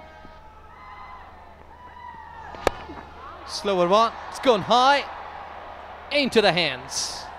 So there you go, bit of relief for South African team.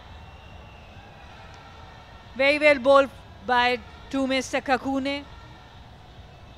The change of pace outdid Fatima Sana, who was looking extremely good. It was an important knock by her, but excellent slow one. An easy catch in the deep. Pressure catch, but well taken. Fatima Sana again with a very crucial knock. 27 of 17. Pakistan 138 for 4.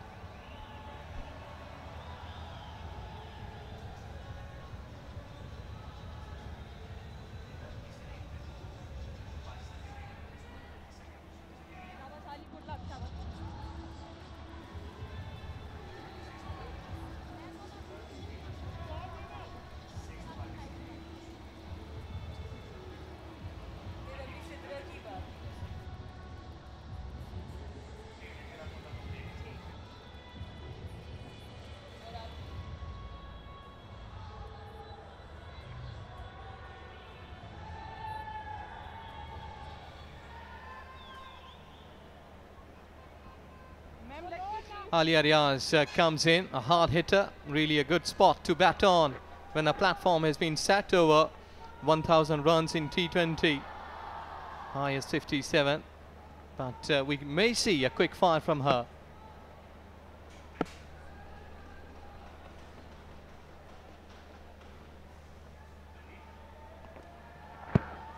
No, that cap low. And this is actually a good sign for Pakistan because it's staying low. Might not be as easy to chase on this pitch. This is the slow one. Fatima Sana trying to go for another maximum. The shot was on. Just a couple of overs left, but good bowling from Tume Sekakune.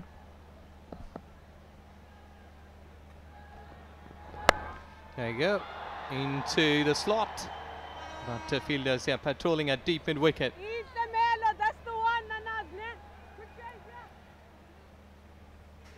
Well, with this, it's 18 gone, 139 for 4.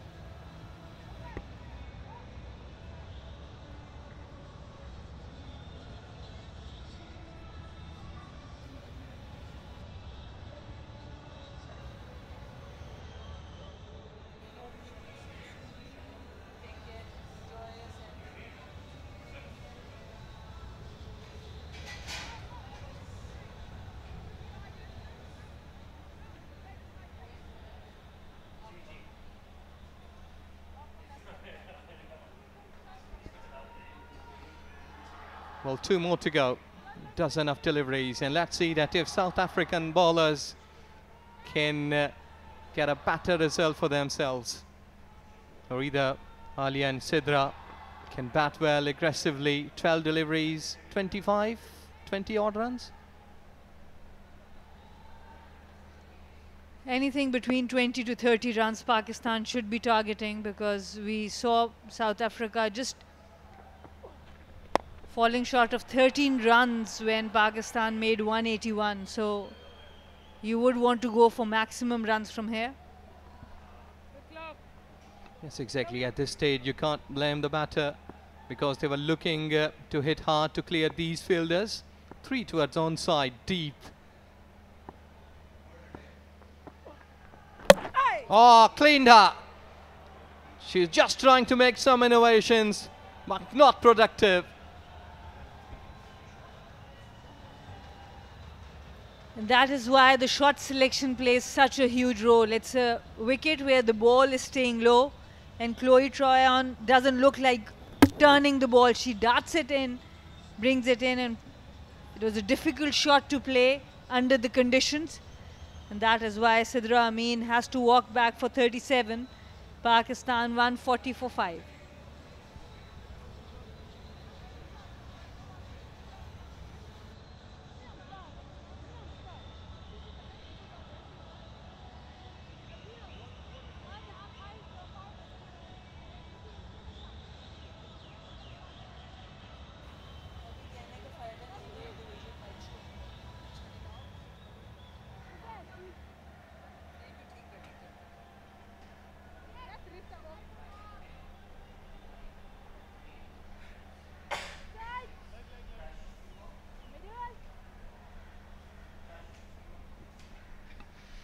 Well, Tuba arrives in the centre.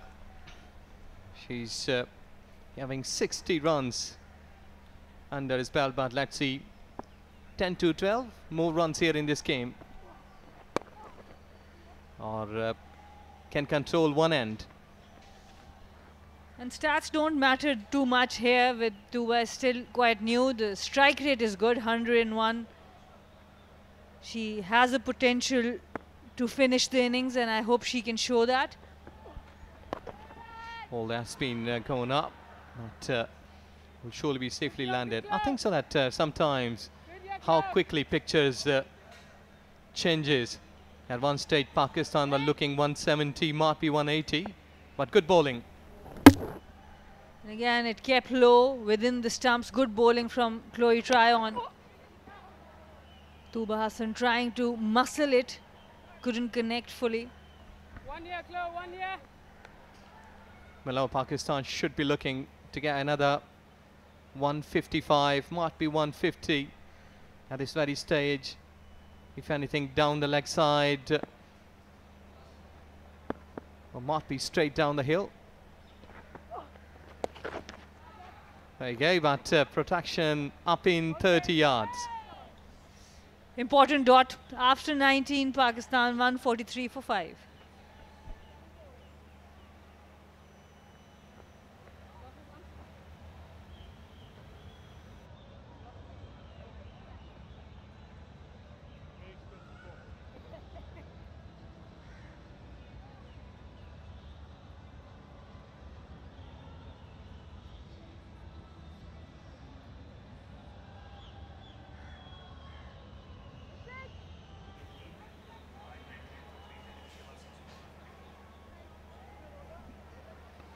Well, Pakistan should be looking to finish it at 150, might be 155. Because in the previous games, Pakistan finished it, the second T20, on a good note. But today, they're not looking well in the last overs, final and third man up. And right into the black hole. Excellent bowling in that overs. Excellent bowling, and good that Tuba was able to take a single and put Alia back on strike. Alia was able to take Klube to the covers in the last game, in the last over, so we definitely want some fireworks.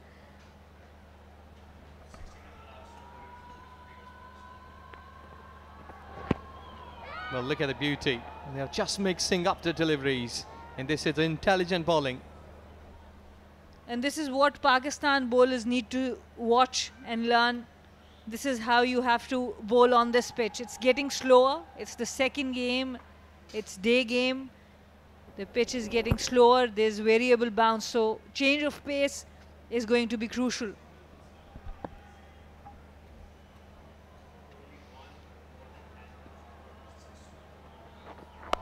Well, there you go. She's just gone down the leg side. Well, since 12th over, there's only a 1 over which has gone more than 10 runs. So you'll have to give credit to South African bowlers. Absolutely, and that is the time when they've got back into the game, because the first 10 overs, Pakistan was cruising. And that's why Pakistan would be a bit disappointed, but it's still a total where they can fight. Well, she's charged and looking into the sky, dropped, and insult added to the injury with that boundary. She's not happy with the effort of her teammate. And you have to feel for her. Tumese Kakune has been bowling extremely well, and South Africa's catching has let her down on more than one occasion. Alia going for the big hit. The breeze carried the ball a bit further than Nadine de Klerk might have anticipated. And that's why she was unable to catch that, overrun that one. 4 runs for Pakistan. Well, again, she's hitting hard, but this time couldn't find the gap. I think so that 150. But looking on to the effort at how this started and how South Africa came back into this game. Absolutely. I do think even with the boundary or the maximum here, Pakistan are 10 to 15 runs short with the kind of start they had. And South Africa won't be too bothered chasing anything under 160.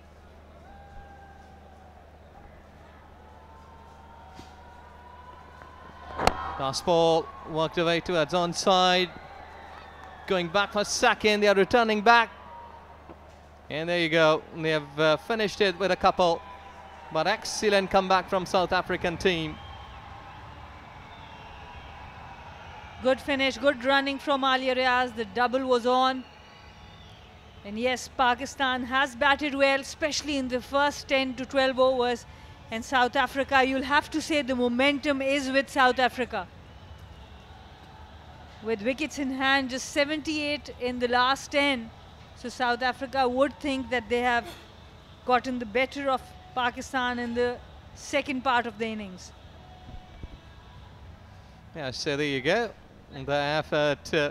No, it's sunny, it's hot and humid. So you're all supporting each other. I think it's more of a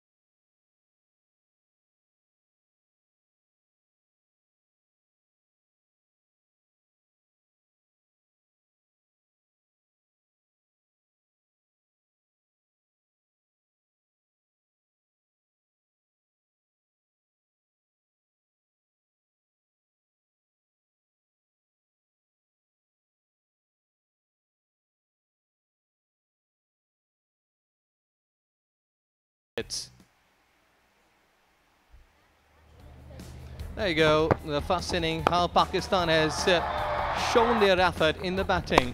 They started well. At this stage, both openers, they were batting confidently. They were hitting all across the ground.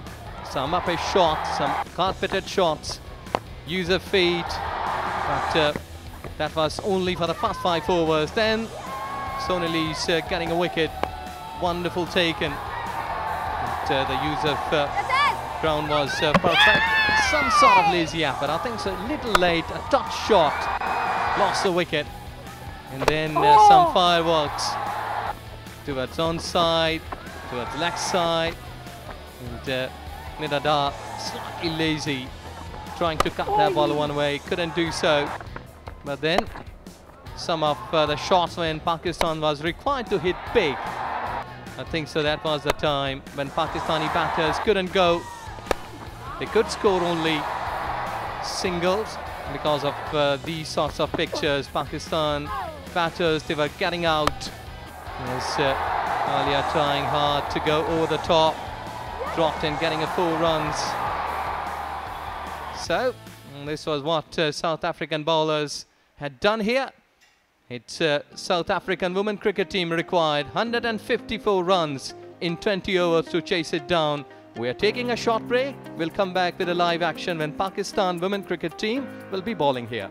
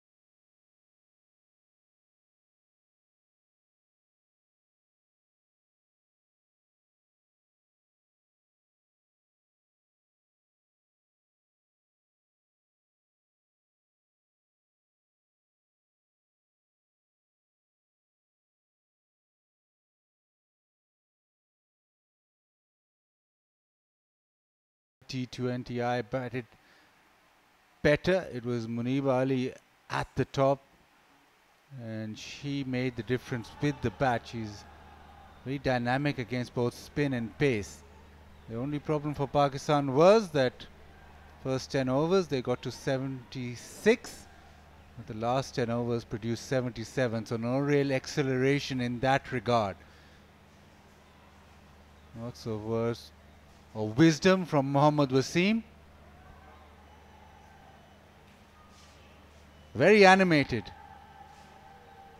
heated conversation. Obviously, Multan is quite warm today, so the heat getting to everyone. The final huddle and the final conversation. Pakistan need to defend 153 in order to win the series. Captain Laura Woolward, well, she hasn't had a series where she's been able to provide that start. She probably is hoping that she's saved the best for last. Now this should be interesting. The test is that once you've been in the field for 20 overs in the heat, then you come out to bat with the same intensity and able to deliver your skills after having had a tough day in the field. Pakistan in the recent times, they beat South Africa at home 3-0, and then away they've lost to Bangladesh, New Zealand, and also lost to West Indies and England. New Zealand they won 2-1, so they have a good chance here to add to series victories. Probably the biggest hurdle will be Laura Woolward. He's recent time been South Africa's best batter. Also has changed her approach at the top of the order, is much more dynamic and takes the bowling on. Brits, we've already seen in one game, scored a 50, got the Player of the Match award. She also has got used to the conditions, but it's a day game, slightly different conditions, and we know that the South African batters will be attacked by spin. Brits does have the ability to hit over the offside. They need to just find their rhythm at the top of the order. So far it's been the spinners, especially Sadia Iqbal, who's had a good series as usual, very consistent with the new ball, able to provide breakthroughs as well as a lot of control at the top. Now South Africa, to chase this down, they need the opening partners 1, 2, 3 to really perform well. Start of the chase, it's left arm spin.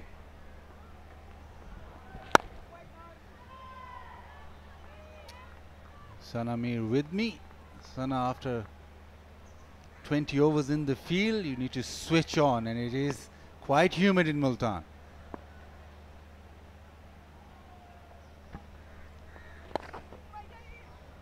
Into the onside, gets the gap, so there'll be a couple of runs. Definitely that would be a challenge, because it's quite hot out there, humid, but Laura Woolfart, the kind of professional she is, off the mark with a very good looking shot. The moment Sadia goes onto the leg side, they're free runs as the ball is coming in with the arm. Into the onside, a single now. Well, the obvious challenge for South Africa is the pace of the pitch. They're used to pitches which bounce more, which come onto the bat more, but it's ideal preparation. You think that UAE will also pose the same challenge. Oh, bit of turn, it's a huge appeal. Munib Ali very confident. Slower, and it turned off the surface, and we're going to check for a stumping.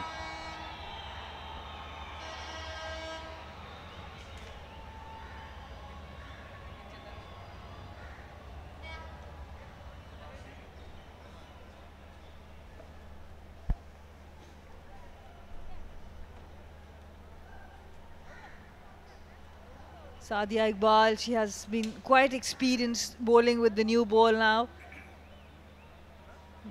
Because of her action, she's able to give a bit more flight sometimes, using the depth there. Bowled well before the wickets to make it a bit slower. And that's why off-balancing the batter Brits on this occasion. Good take by Muniba, and it's out. It looks like Sadia's got another breakthrough for Pakistan right at the top.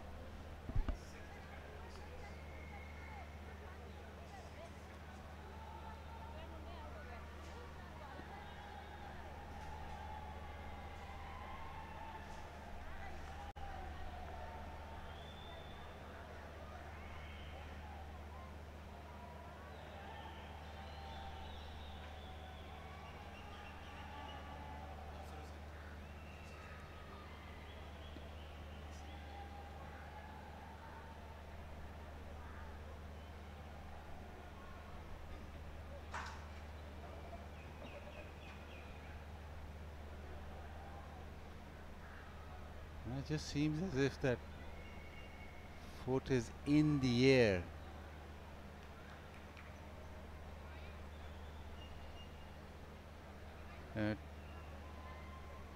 Terrific stumping from Muniba and very intelligent bowling with the new ball yet again. And Sadia Iqbal, her 6th wicket of the series, and an important breakthrough in the very first over with the new ball. Slower and a bit of turn off the surface, and South Africa lose Brits. It is wonderful, drawing widths forward, she overbalances, but terrific work by Muniba. Brits out without scoring, South Africa 3 for 1.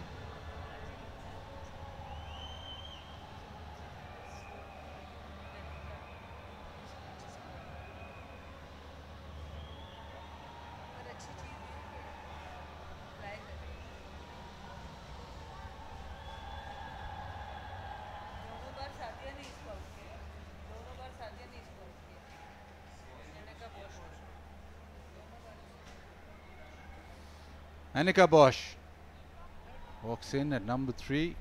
South Africa losing a wicket in the very first over.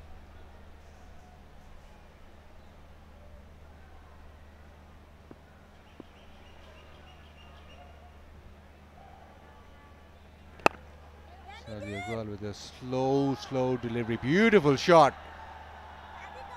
Bosch starts off her innings with a classical cover drive. Brilliant timing on this occasion, Annika Bosch.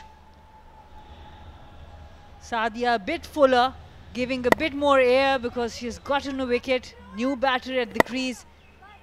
But Annika Bosch leaned into it. Excellent timing.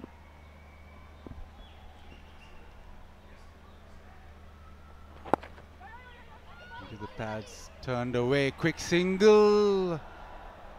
Direct hit would have been interesting. But an interesting first over. South Africa 8 for 1.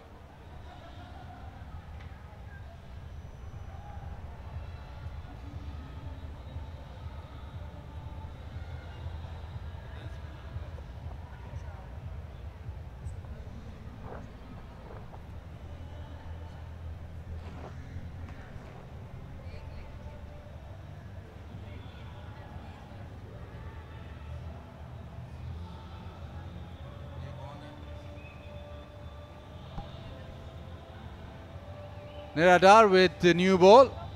Pakistan obviously know that it is the spinners that will do the damage. Pace off, a day game. Very good with the new ball, very experienced in watching the batter and being able to just subtly change her length. Bosch with a fantastic start though. A boundary straight away. Now the field set is a long on and deep mid wicket. The two boundary riders.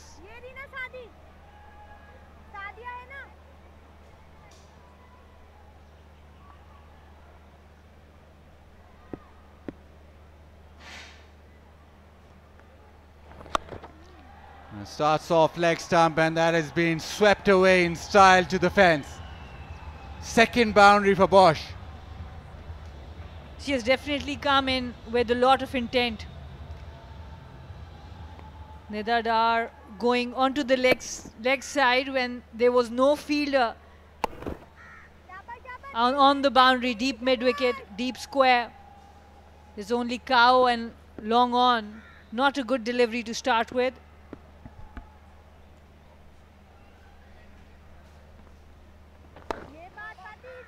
Turned away leg side. Now Bosch has a nickname of AB in the team because of the fact that she plays a lot of sports. Now what AB did so well was the sweep shot, the manipulation of the field. So she has the opportunity.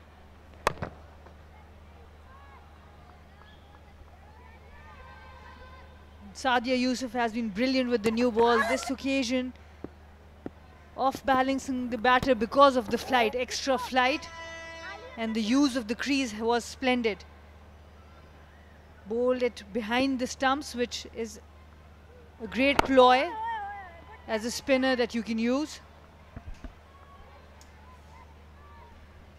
Yeah, and the next delivery she bowled with regulation, and that went quite full to the bat. Down the ground, intent showing, just a single this time around, but for South Africa to get up to that total. We've seen two games where either side have left it too late and just not been able to chase runs down.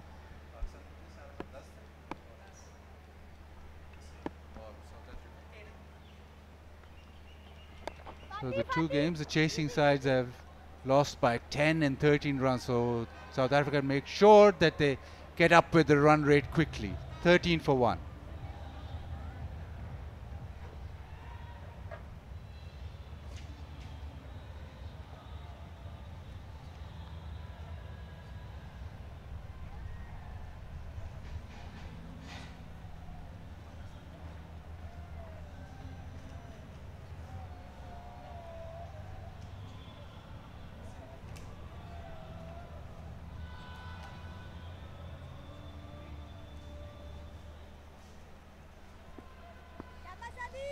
Thirteen for 1.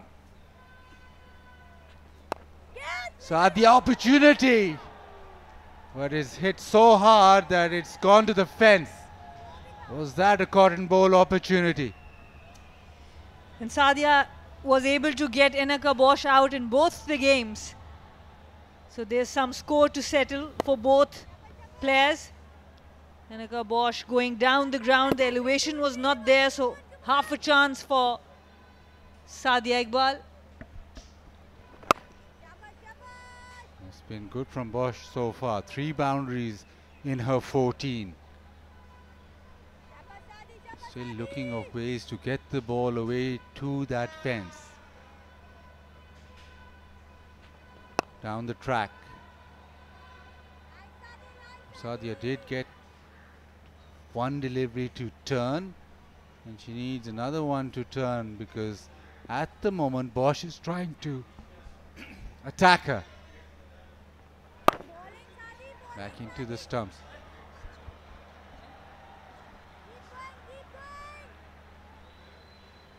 And good bowling.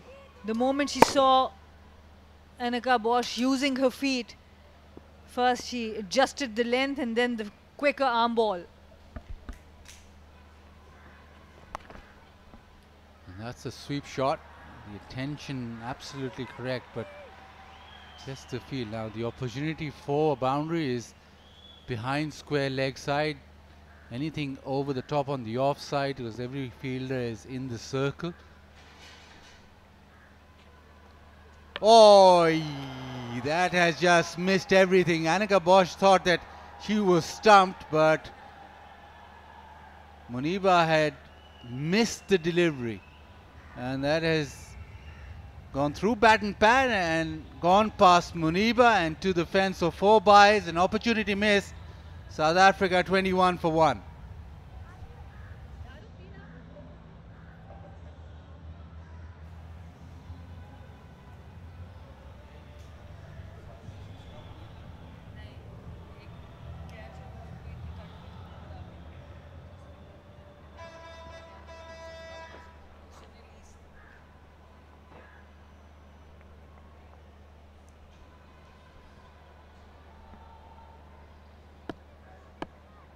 South Africa 21 for 1. Would have been 17 for 2.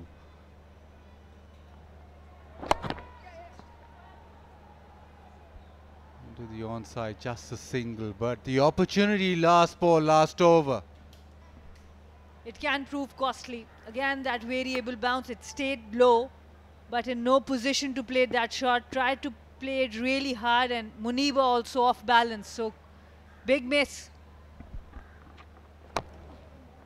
Full toss misses out, but once the ball goes through bat and pad, once it misses the inside edge, the keeper most of the times gets blinded because there's no view of the ball. It's the most difficult take for a keeper, but you would expect her to be able to execute and make sure that she gets the ball in her gloves.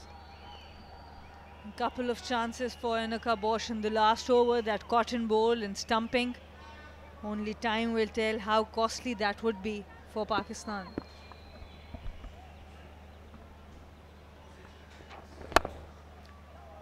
Beautiful shot through extra cover. There's a bit of drift away from Nida Dar, and that was used by Bosch perfectly. And she has shown intent. She wants to take the game on. The drift you are talking about, leaving away from the right-hander, making the best use of it, Annika Bosch. So pressure back on Pakistan with those couple of missed chances and extra runs.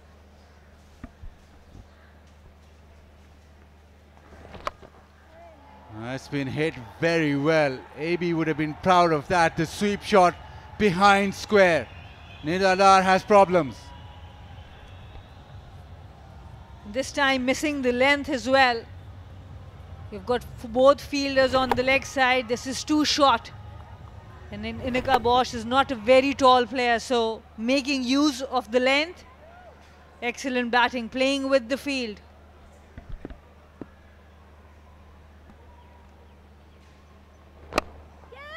In the air, and it's just dropped short, and that has also gone to a fence. So a very expensive over. 14 off the over. 15 off the over, 36 for 1.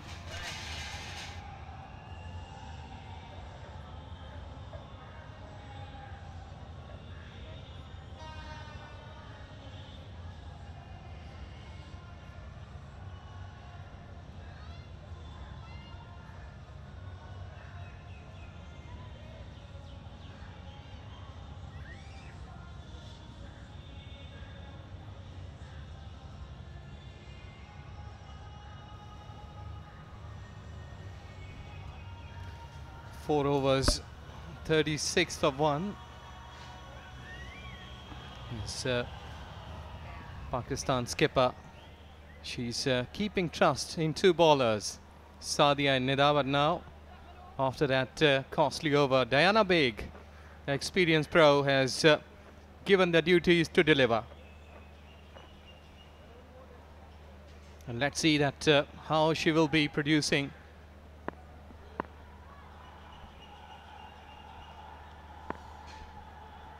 Straight away, fine leg up. Slightly back of length. Would it see that, Nida? That she bowled pretty costly over. Back of length deliveries are really easy to play here. But there is a chance ball might remain low. Well, that should have been stopped by Nashra.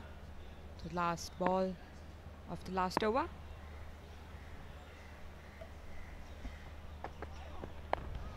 Down the leg side, bit of misfield. Can it go? Now the protection is there, but they have got 2 runs. I think so. This is the time that maybe somewhere you can think the game is slipping away. So you need to keep your fielders up, best bowlers. The line and length of the bowlers have to be accurate, just stump to stump.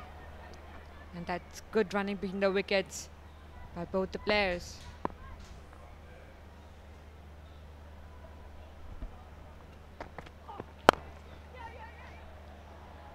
Well, good looking shot.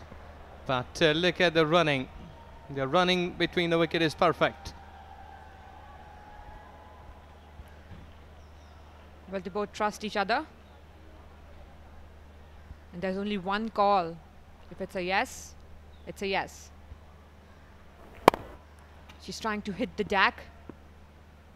That was one cheeky single taken. Well, the way she was trying to hit it big towards onside. And it's always good to see that how the batter is thinking. You'll have to be ahead of her.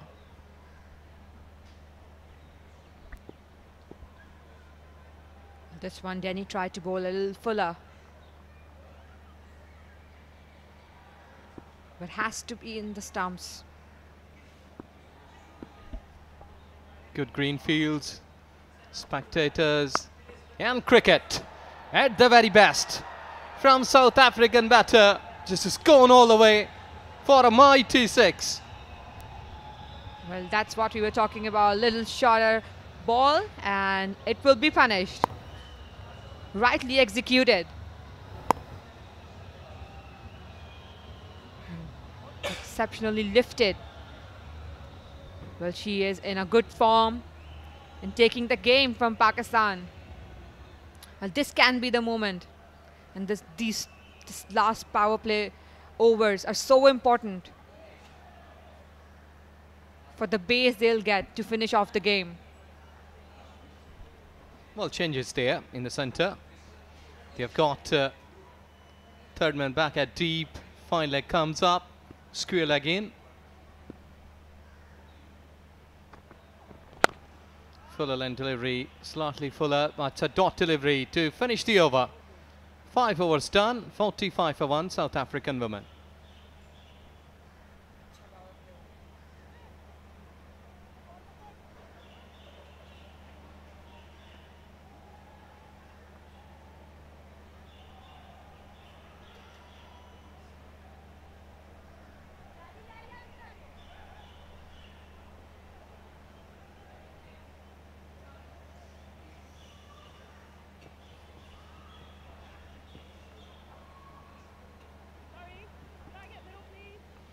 Well, South African women cricket team is on the same pathway where Pakistan batted in the first inning. We have skipper Fatma Sana. 43 games, 31 wickets. Should improve 3 for 18 today because this is really a big game for her.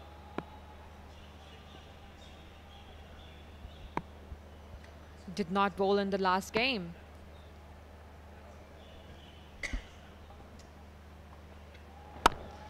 Back of length delivery. You say you're right. She got injured in the previous game on the face, and she went off. She was injured but came back stronger. Had some good batting innings. And now back on attack. Walking shot. This has gone high. Everyone is watching it. Mighty blow. It's a 6. But that one miles. And she was all ready for this kind of delivery. Already setting, already coming forward. A full bladed shot by Laura in the end. What a swing that was. Yes, excellent. South African women team approaching to the 50 runs as well in the power play. But still they're looking eagerly towards the fielders. Fine leg and third man off still there. Slight bit of mid-wicket going at square leg.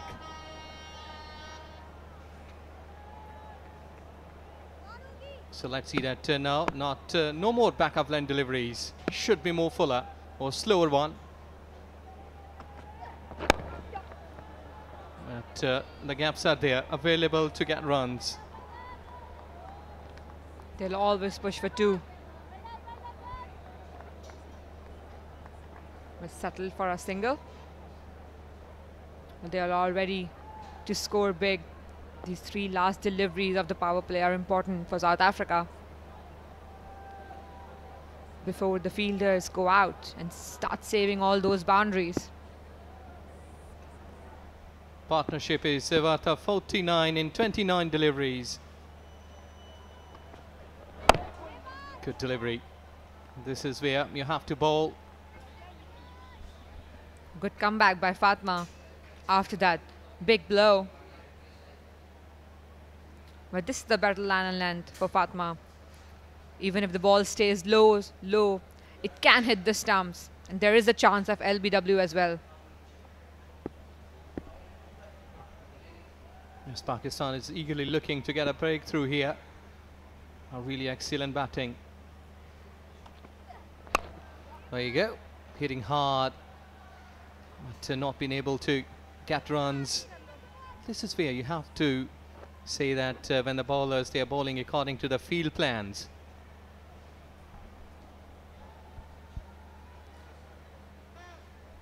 The South Africa are using the crease, using their feet, and coming down for even a single.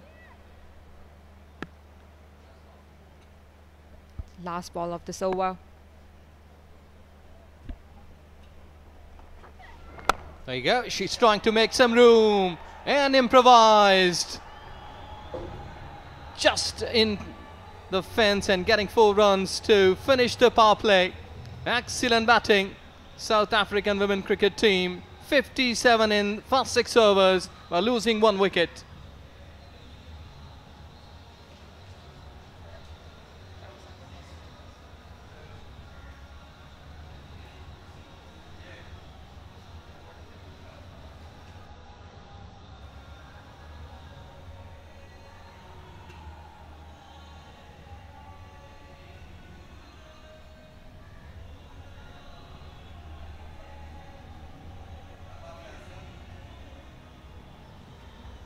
There you go, the power play has been done, and I think so that South African women dominated in these 6 overs.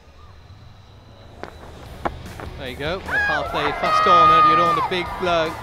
South Africa were really on the back foot, but after that they came back strongly. Placement of the shots going through the covers, some backup line deliveries been hit away, and user feet perfectly executed, earning runs, because whenever there's a delivery in the slot, they are hit hard and got boundaries. There you go, the backup length being hit away, then user feet down the track, backing away and hitting it all the way for 4. The power play belongs to South African women cricket team. Only 1 duck, that's Brits, but rest 2, they have done a good couple of jobs. There you go. Just falling short of the fielder. I think so the intentions are still there to hit hard. Yes, indeed. They're just continuing with the pace they had. And this is important to reach 154. They don't need to go to the 20th over with this pace. It's Nasra Sandhu on attack now. 62 games and 60 wickets for her. So far, she has been quite important for Pakistan, taking wickets in every game.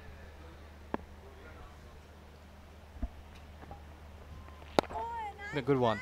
Thinks that you need to keep that ball there, because pacers and spinners, whenever they are pitching it short, they are badly hit. She usually keeps the ball low, slow and low in the wickets. And this is her strength. User feed, this has gone straight, just in front of the long off. There could have been a dive, a forward dive, an excellent catch. Well, these are the chances that should be taken always. Need to create some opportunities by your own self. Superwoman dive.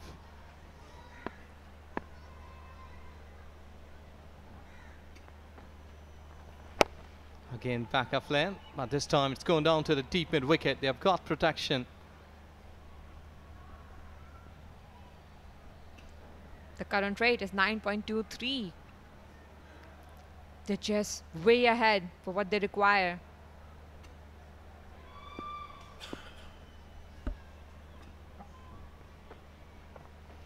Slightly towards offside, and I think so this is the first time the batter finds it really hard to play. Otherwise, here on a good nick, they are making runs, a good partnership. Lesser deliveries, more runs. Oh, lucky one. This is going down to the third man. Though that not enough pace, but still they will be getting runs. Well, with this couple, it's 63 for 1 after 7.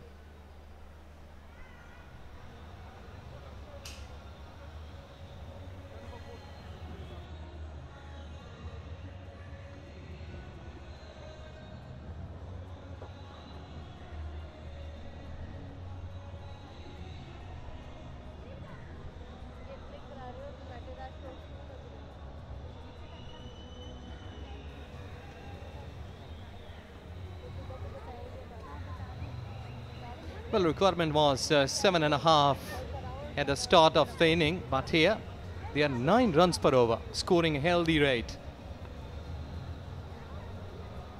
But this partnership needs to break. We have an excellent crowd today. Even after this humidity, people showed up to support women's cricket. Yes, exactly. Good numbers here at Multan Cricket Stadium. And they are waiting for anything like boundaries or a wicket. They are cheering for both sides. Wonderful. It's a good entertainment here. So that shows the love for cricket.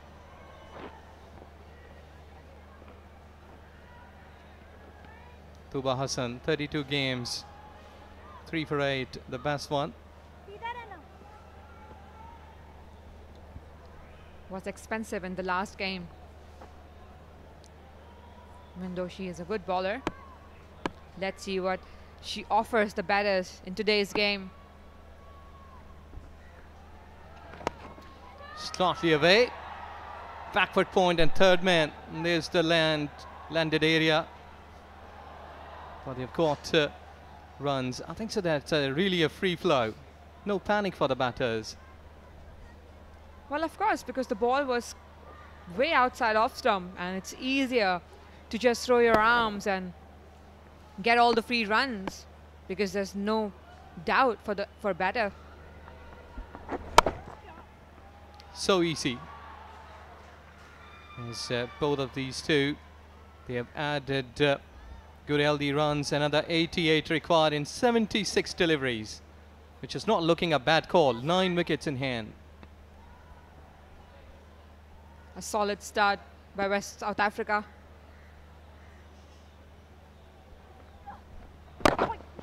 Good one. Quick deliveries can really surprise the batters. Otherwise, it's normal proceeding for them.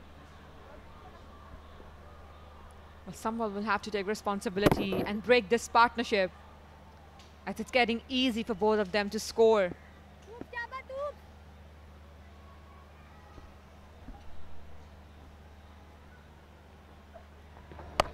That was good delivery. Bit of bounce available there for the spinner. So support is there for them, but they need to pitch in the right areas. 63 runs partnership for 42 deliveries.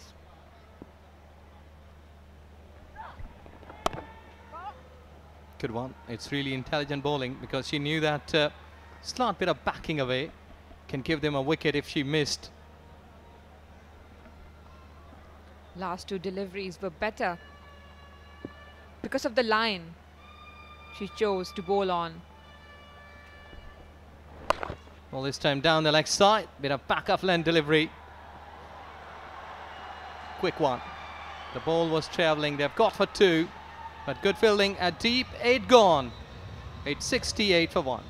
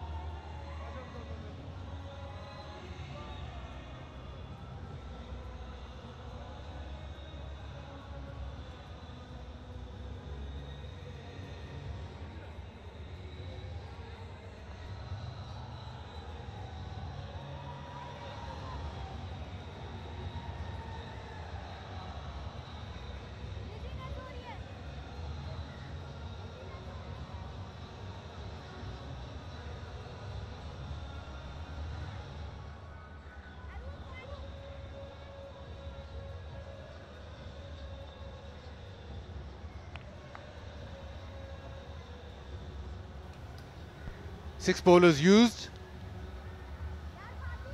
68 for 1. Sadia with that wicket, Nida with a couple of overs. Look at the spinners.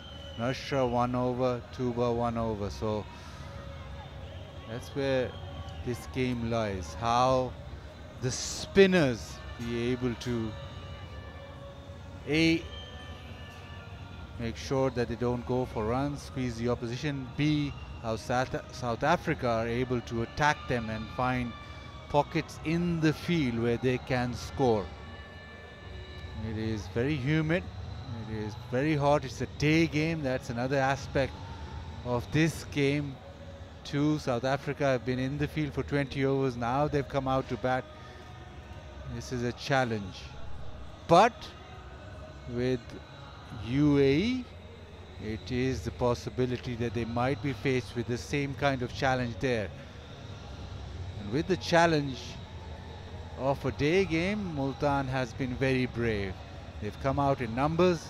Obviously the decider is third T20I, but the Multan crowd hasn't disappointed at all.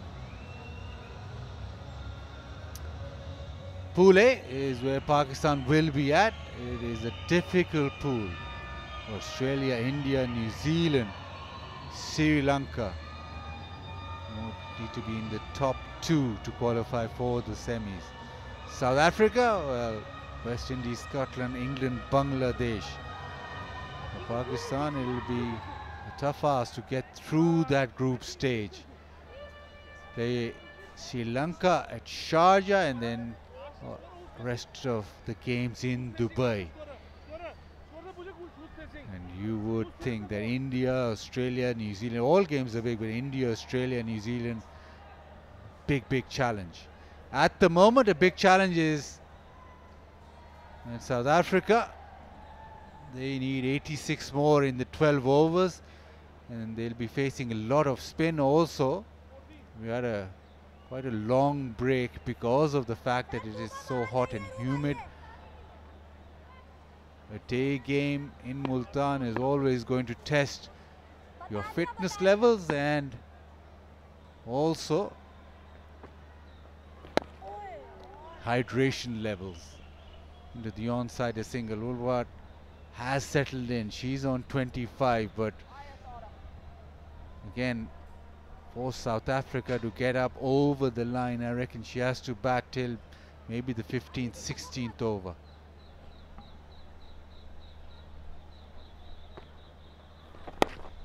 Nashra will be probably the most difficult bowler to get away because she bowled it so slowly.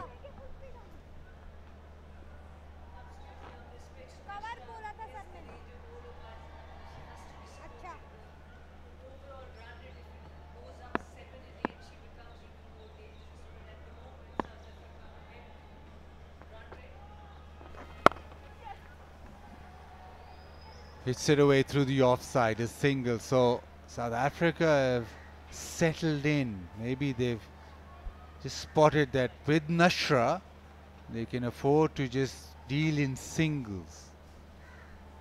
Nashra definitely the most dangerous on this pitch. But generally, if the run rate is above 7 and 8, she becomes more dangerous. But at the moment, South Africa looking very comfortable thanks to the 2 chances given to Anaka Bosch in Sadia Iqbal's over.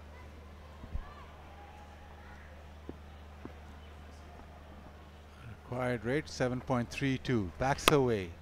It's it 2 cover. Now this is where you will be feeling the heat too. Just the drain of the body. A lot of perspiration, lots of humidity to deal with. And she did feel a little dizzy. That's why we had a break in between overs. At the moment, struggling with the heat. 9 overs, 72 for 1.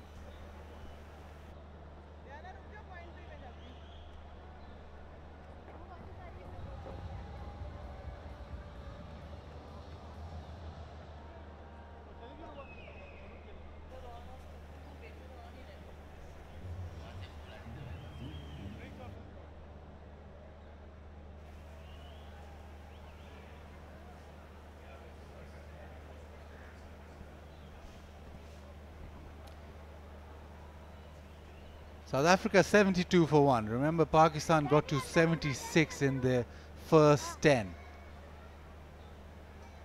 But in the final 10, they couldn't accelerate as much. They only got 77. So maybe a trend here that the pitch slightly gets tired. Also, the newer ball is easier to hit. This one is just been able to cross cover in a couple of runs. But at the moment, Bosch wouldn't want to run. She'd want boundaries. He's not feeling so great. And they want minimum in terms of effort running between the wickets. Goes back, cuts it. They get a single. Oh. Definitely all the players being tested in this heat. And South Africa, who wanted to field first, now struggling a little bit. A direct hit could have been close, but overall in the driving seat.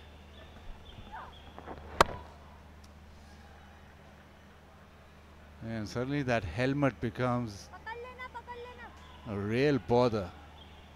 It feels heavy, it's also sweaty, but it also acts as a cocoon, and that makes sure that all the heat gets trapped. Taking her time and a kabosh, and this over is very crucial. If Pakistan can restrict boundaries. To the offside, just a single. So there is that water break after the over. We saw ice packs with the 12ers. And you can just visually see. That's a lovely shot. She's playing a couple of superb shots. He obviously kept the best for last, and that is just gorgeous. She reads the bowler so well. Tuba Hassan flighting it a little bit. Excellent use of the feet. At the point of impact, look at the head position. Enough room to open her arms up and playing with the spin. Laura Fulfart, excellent batting, and why she's one of the best batters in the world right now.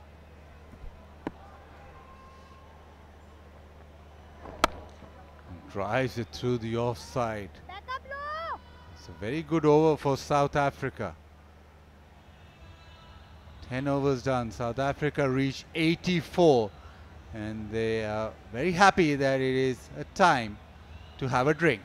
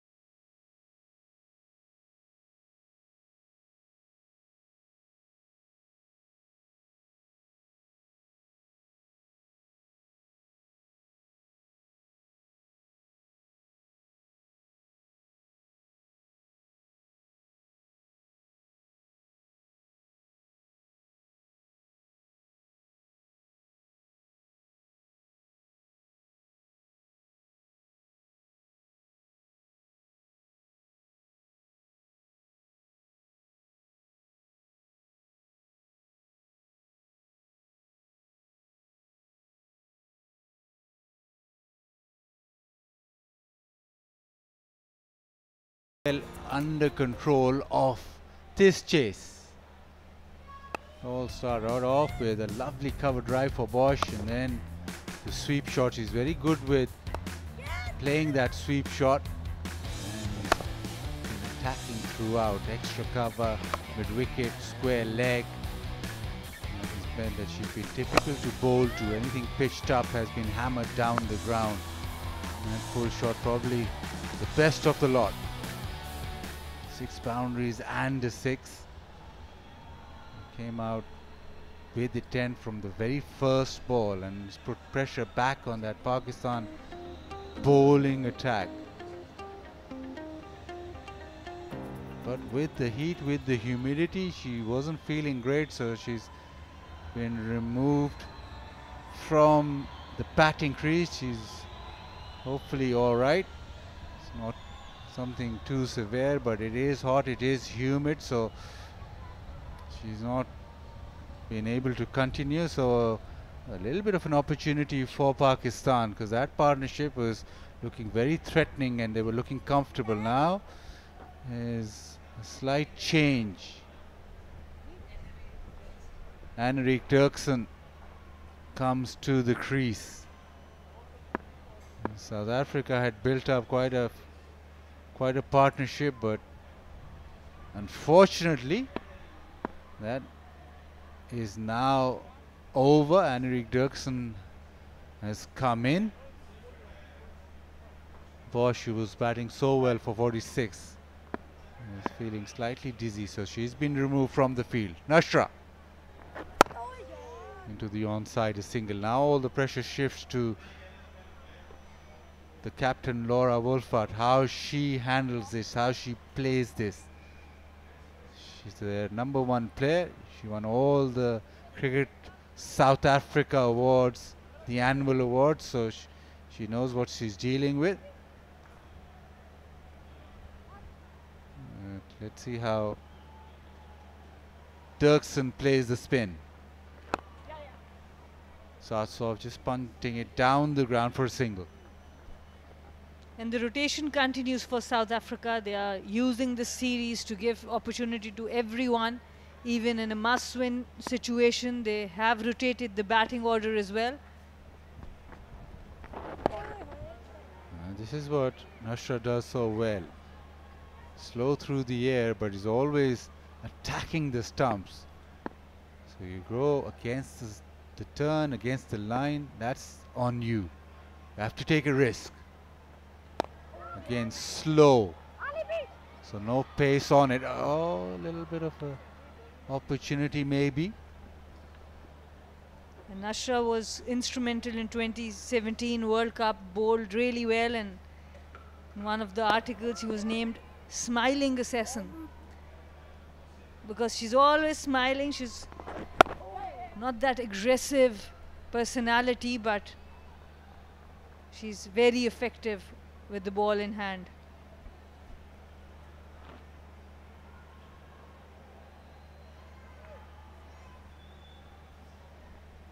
This is Nashra's 3rd over, so after this she has 1 more. Slows it up in the air, almost carries to cover. But a very good over from Nashra. It is 87 for 1.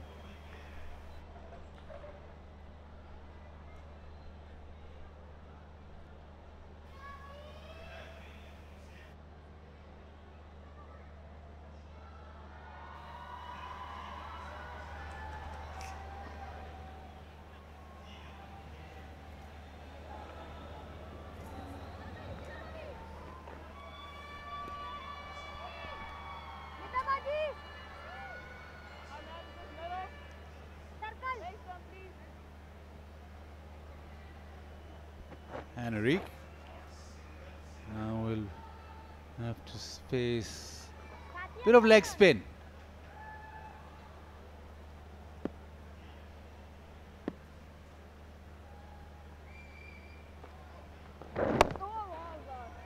And the opportunity for Pakistan just to get through some quiet overs, get that required run rate up above 8, maybe 9.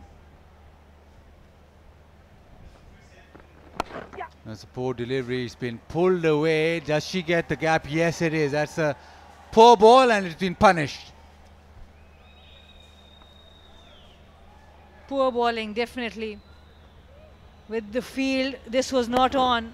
Down the leg side. As a leg spinner, you don't bother if you are getting hit on the offside. But with this field, 4 on the leg side, 5 on offside, this is not on. All the pressure that Nashra created in the last over has been released.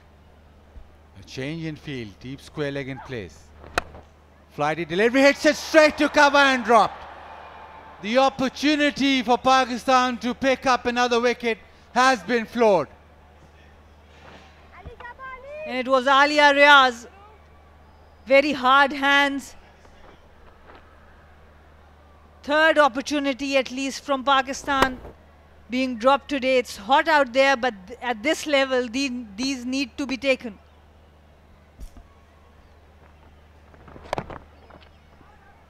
No run that time around, but yes, a couple of opportunities given to Bosch and she made Pakistan pay. And now it's Anarique with the opportunity.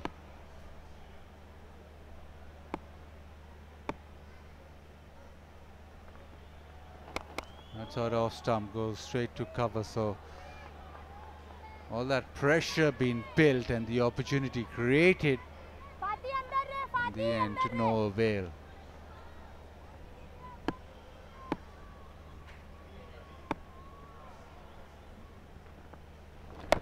Short ball pulled away, but there is protection deep leg side, so it'll just be a single.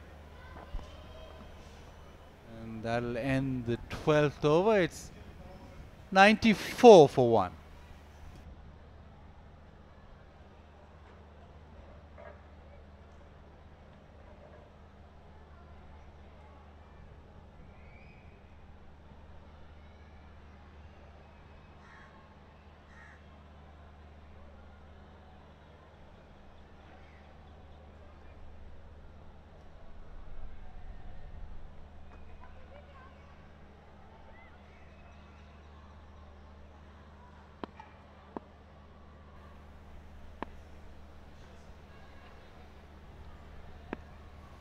Well, Nashra to continue, but let's see if they can a wicket here, because live don't give you much of the chances, because this partnership again looking dangerous.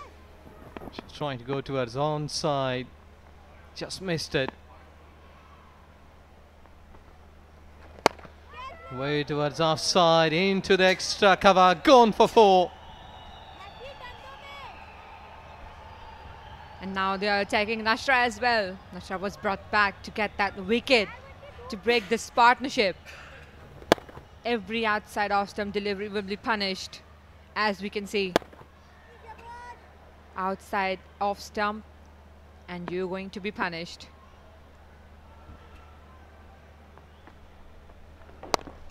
Well, good positive cricket. South Africa, they have started well in the batting power play. Then they capitalized. And I think so that a couple of chances, Pakistani fielders, they really helped them to go.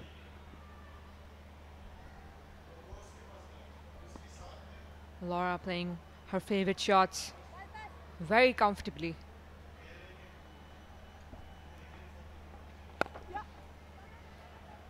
Well, excellent. This is beautiful batting. They knew that the gaps are available. They wanted to go for 2, but they settled for 1. Singles are open everywhere on the field.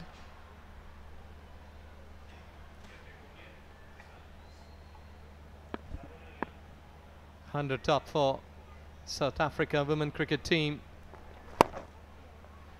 Slightly on the back foot. And look at the beauty, how easily they are getting runs. Those drop catches will be expensive for Pakistan.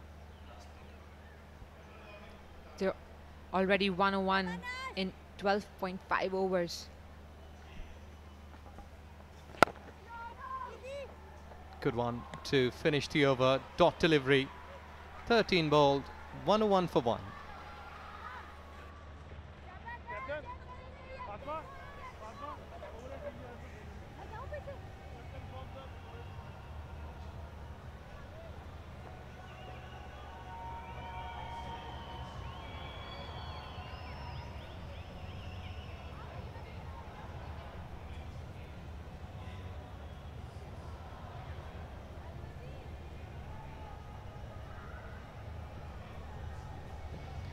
.53 required in 42 deliveries. I think so that dot deliveries won't work here for Pakistan, but wickets. Absolutely. Need to take back-to-back wickets.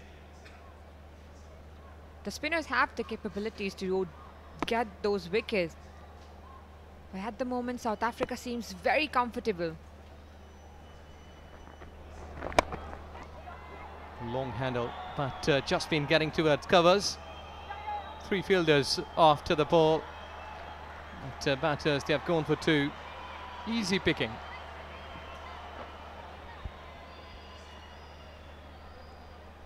Long arms, extending the arms towards the ball and getting those easy singles and doubles.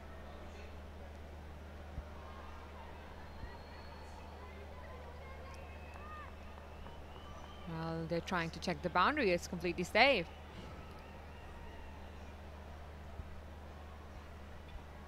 So she was pretty in the playing area. Well, let's see that if we will be looking some easy going like singles here. There might be a big heave. Yeah, South African really in a comfort zone. 101 for 1. It's 103. 51 required. Well, wonderful scenes from aerial view. Multan Cricket Stadium. Well, this is really a wonderful and beautiful stadium. Good numbers. 30,000 capacity. Slightly on the back foot, but not been able to get the gaps.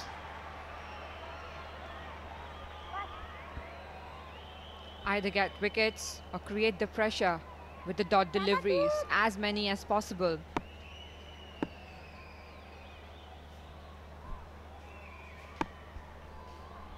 Well, South Africa required 7.7 when they started. Oh, dragged on. So there you go. Really all important wicket at a very crucial stage. An inside edge for Tuba Hassan, and Laura Wolford has to go back.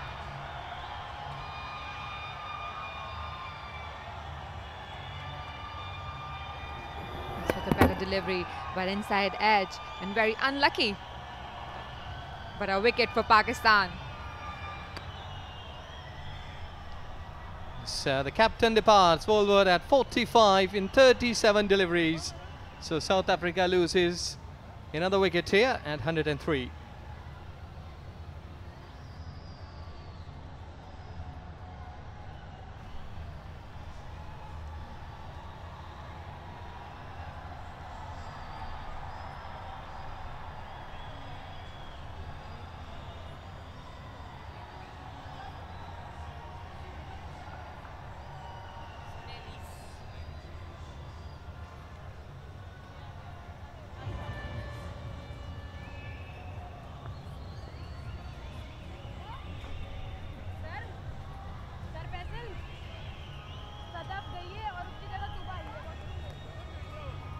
Sonali's 120 games, over 1,000 runs. And I think so it's not that difficult for her to bat, but only the weather.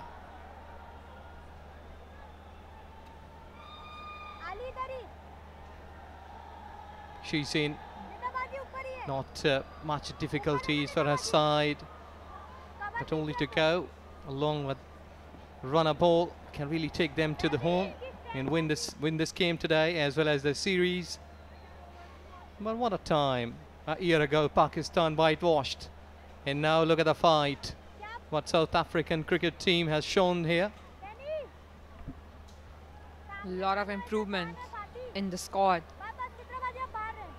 Sunil Lees will have to take responsibility from here to finish off the game. Good delivery. So she's getting off with a single. But South Africa has done a good job keeping wickets in hands. Well, there you go. I think so. She was pretty away from the ball. Lots of gap. And look at the jubilation.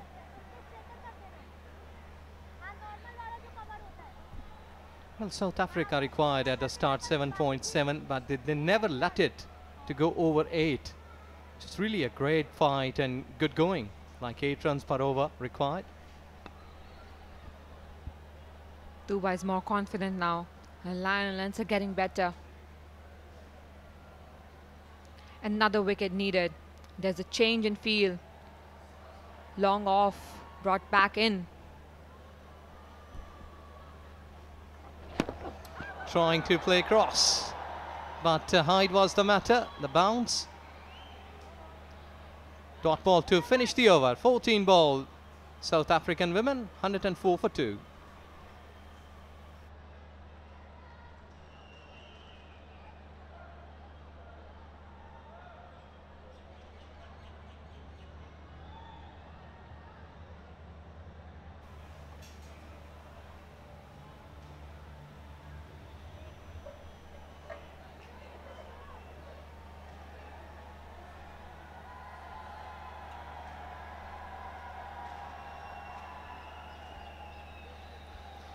Well, Pakistan women cricket team, they'll have to think out of the box. Do something extraordinary today to show your skills. Now you can make breaks to the runs.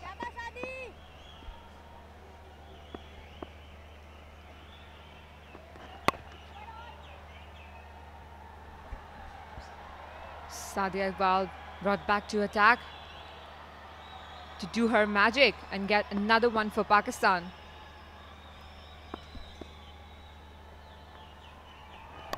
There you go, down the offside. It was intentionally played and ball goes for 4. Wonderful shot.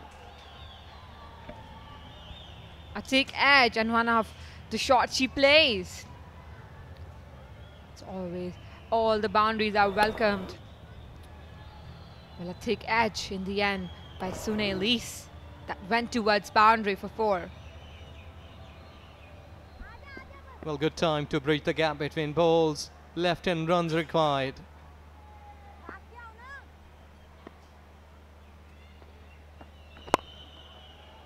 Comfortable, really comfortable. The confidence is all there. A different field for Sunil Lees. Extra cover out. Now the cover will come back in for Dirksen.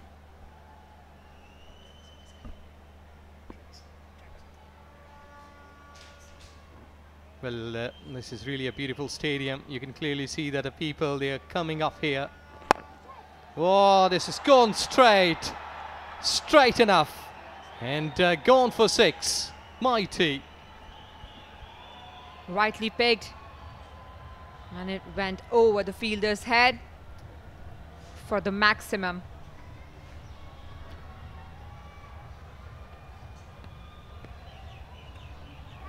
Not losing any bad deliveries. If it's a fuller ball, made full use of it. Well, excellent. This is intelligent batting. They knew that it's a high time to bridge the gap between runs and balls. And look at the beautiful. She's gone there for a single. Last ball of this over. Already getting 12 runs, which has been more than the required.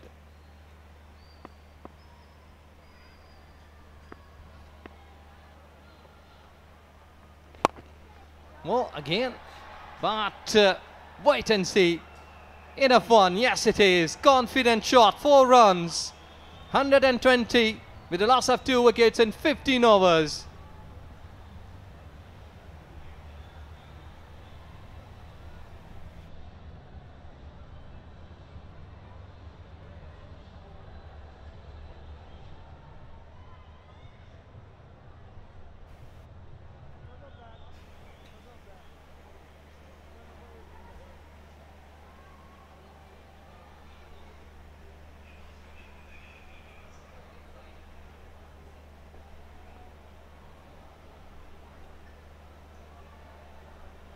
Well, from here on, Pakistan lost the momentum when they were batting. But otherwise, equation has been equal till now.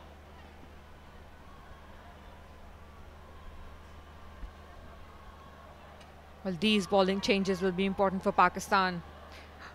Nidadar is back into attack. Can she create a difference here? Take few wickets. As South Africa needs 34 of 30 deliveries.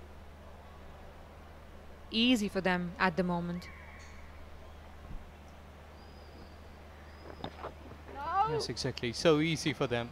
And then made it easy for them. Drop chances, easy runs. Pakistan fielding department, I think so today, didn't go up to the merit.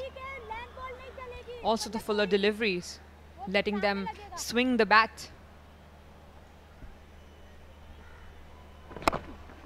He was trying to go big and into the gap, big enough. All along the carpet for 4 runs. In between the gap, even though it was not a full shot, but connected it well. Again, a fuller ball, trying to get it, trying to get a Yorker maybe.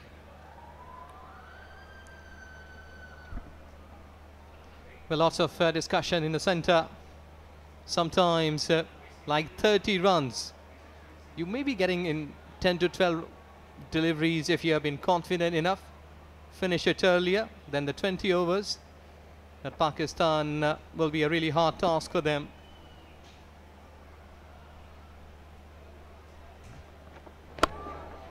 How comfortably. Look at that. Beautiful shot. Deep there at extra cover efforts. Excellent fielding by Sidra Amin. As always, a good boundary runner. Diving it to save those, runs. Yes, exactly. Good effort. Bit of slide, but lucky enough, didn't touch the fence. Good fielding. Covered a good ground. Poor, really poor. Lucky one not to get away in this shot, but otherwise would have been 4.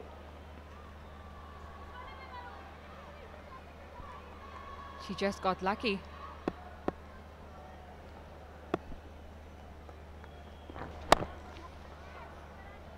Well, intelligent. Their mind is working like a computer. Would it see that sometimes ball is going high, and now when there is a good delivery, they are showing respect. Variations can be used at this moment. As they need only 28 runs. It's very tricky. The bowlers should be very accurate.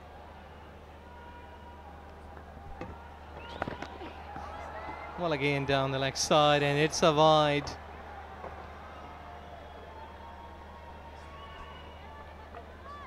Cannot afford any extras. Have to keep it tight, Pakistan. There you go. Connected well. And wait and see, flat 6. Excellent way to finish the 16th over. This has gone up to 133 after 16 with a loss of 2 wickets.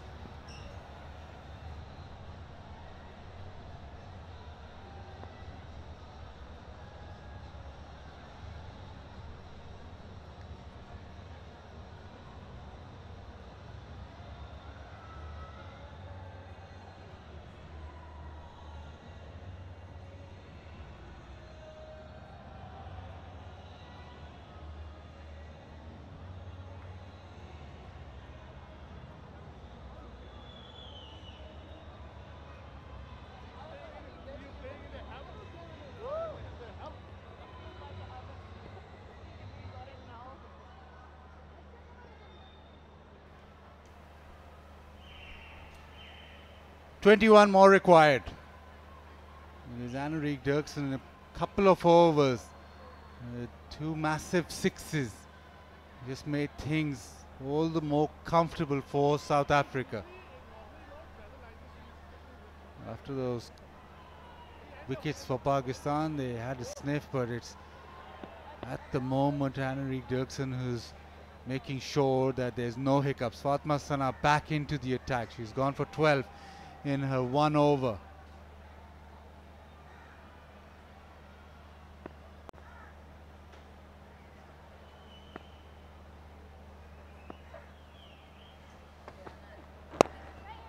Into the onside.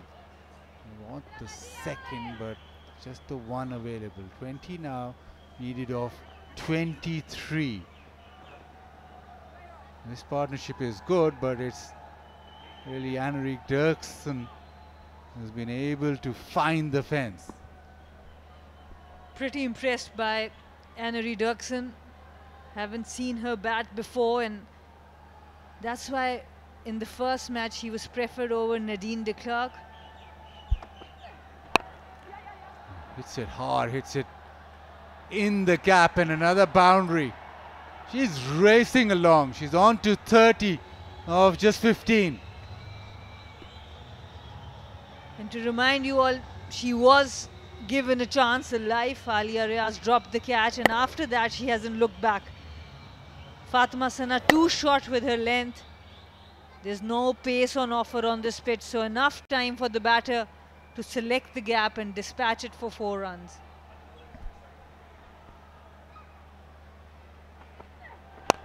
Oh, that has been hammered again. That is awesome power. That has been drilled down the ground.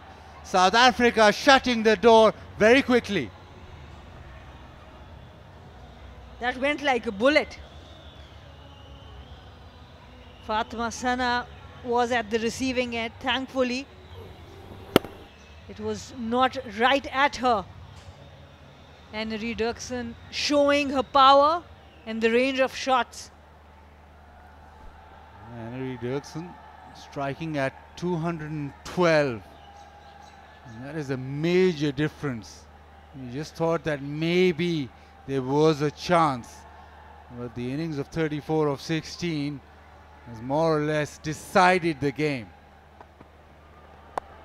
Slower and just angled away. Down to third. It's trickling away to the fence. They'll come back for 2, but no need because it's raced away to the fence for 4.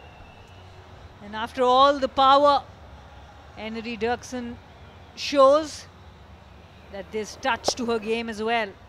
Read the slow one really well. Fatma Sana outside off with that slower one, and Sadia Iqbal not the fastest when you have to chase the ball. 3 fours in a row.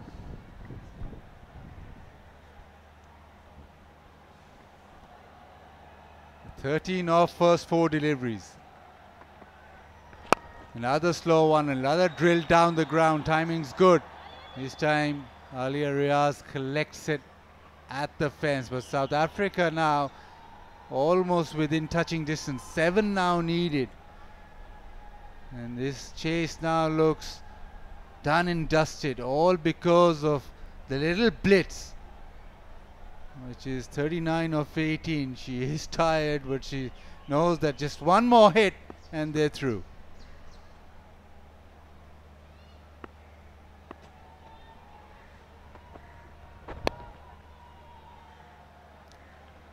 Meanwhile, Louise just gets a single.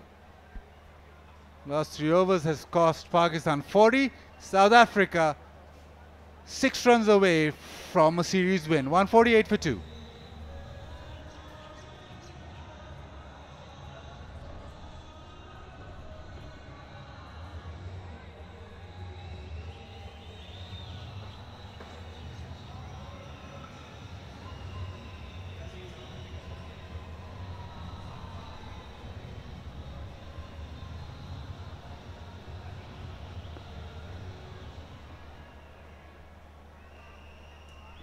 The partnership 45 of 20. Pakistan on a receiving end of South Africa. South Africa drew against India, lost against Australia, drew against Bangladesh, drew against New Zealand. And they're on their way for their first series win since the last World Cup. And it will be quite satisfying for South Africa to cross this line because they have rested two of their best players. So to achieve this without the services of Madison Cap and Bonga Khaka for 2 games, they'll be pretty happy. Almost perfect preparation for the World Cup. They'll have similar conditions to contend with. And smash down the ground. Is that an opportunity? No, just one bounce, another single. Dirksen unhappy because she wanted to finish the game. But she's done a fantastic job. Sadia Yusuf going for that, Sadia Iqbal, beg your pardon, going for that fuller length, trying to york her. Taking the pace off on this occasion. Well, Louise has had a good game too. She bowled well with the ball. The only South African bowler who was very miserly. Made a huge difference in the middle overs. Sadia goes wide, doesn't find the gap as Louise. Absolutely. Similarly, she was used well by Laura as well. Similar role that Nashra has been playing in the middle. She has not bowled a lot, but now coming back into rhythm. Decent over from Sadia Iqbal. Her spell is done. 4 overs, 1 for 30. South Africa need 4 of the final 2.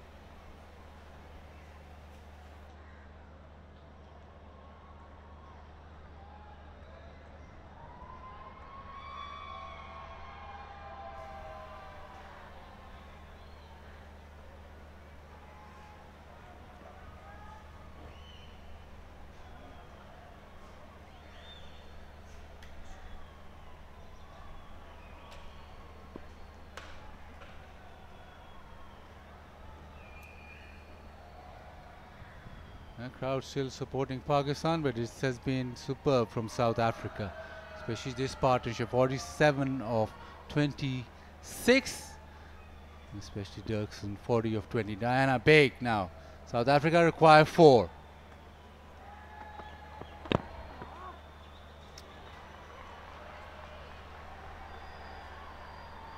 And the series where Pakistan came back, it was a clinical performance in that second T20I. Today you'd think that a day game might just support their bowling, the spinners, but it's ended up with South Africa in a very comfortable chase, courtesy some power hitting. 5 sixes been hit by South Africa today. Well bowled. Diana generally operates with the new ball. Didn't get a lot of opportunity in this series with the new ball, even though played couple of games. Mostly came after 5 or 6 overs. But it's good to see that she is developing that Yorker, which we saw in the last game. So a lot of things going right for Pakistan, but the fielding and fitness is something they would want to improve. Nixon crashes it through the offside and fittingly ends the game with a boundary. It's been a fabulous knock. It's been power, it's been class, and that has meant that South Africa win the series and win it comfortably in this game, chasing down 154 with 9 balls to spare. Excellent result for South Africa, disappointment for Pakistan. But Enery Dirksen, the player on your screen, she was splendid with the bat. Even with a couple of best bowlers and players, South Africa have been resting for the last couple of games. They have still been able to win the series against Pakistan. A lot to think for this young captain, Fatima Sana, who looked really good with the bat. but can definitely improve with the ball. It'd be very satisfying for South Africa to come to Pakistan and overturn that previous series where they lost 3-0. That is that final moment which is drilled through the offside. There's been a lot of power through the offside.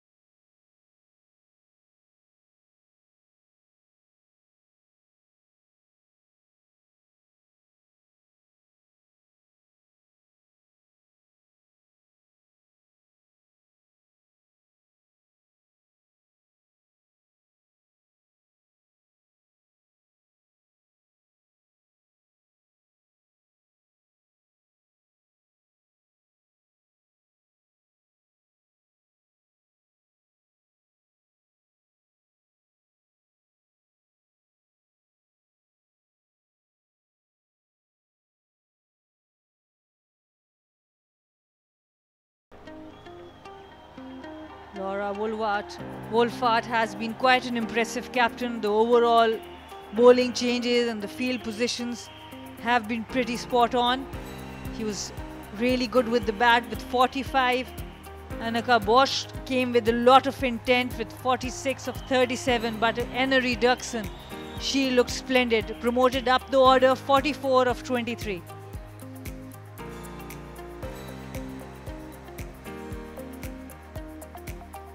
Pakistan, the pick of the bowlers was Nashra Sandhu with 21 of her 4, 1 wicket for Sadia Iqbal, 1 for Tuba, and rest were quite expensive.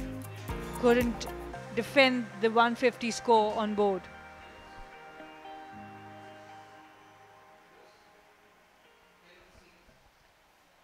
Nonetheless, the crowd was amazing. They turned up whether it was the evening game or the day game, whether it was hot or humid. They came and supported cricket here. And thanks to all the security forces and everyone who's organized the series. It's always good to see families coming and supporting cricketing events, especially women's cricket. And this was Sadia Yusuf at the top, Sadia Iqbal at the top once again, and Enery Duxon, that's how she started. Sweep shots, putting the attack back to the bowlers, using her feet extremely well and opening both sides of the ground to herself. Some fielding lapses from Pakistan. She used the length of the bowlers really well as well. Laura Wolfart with her signature shots over covers and long off. And a missed chance once again by Alia Riaz, and Laura Wolfart gets out at Tuba, and then it was all Anna Reduction.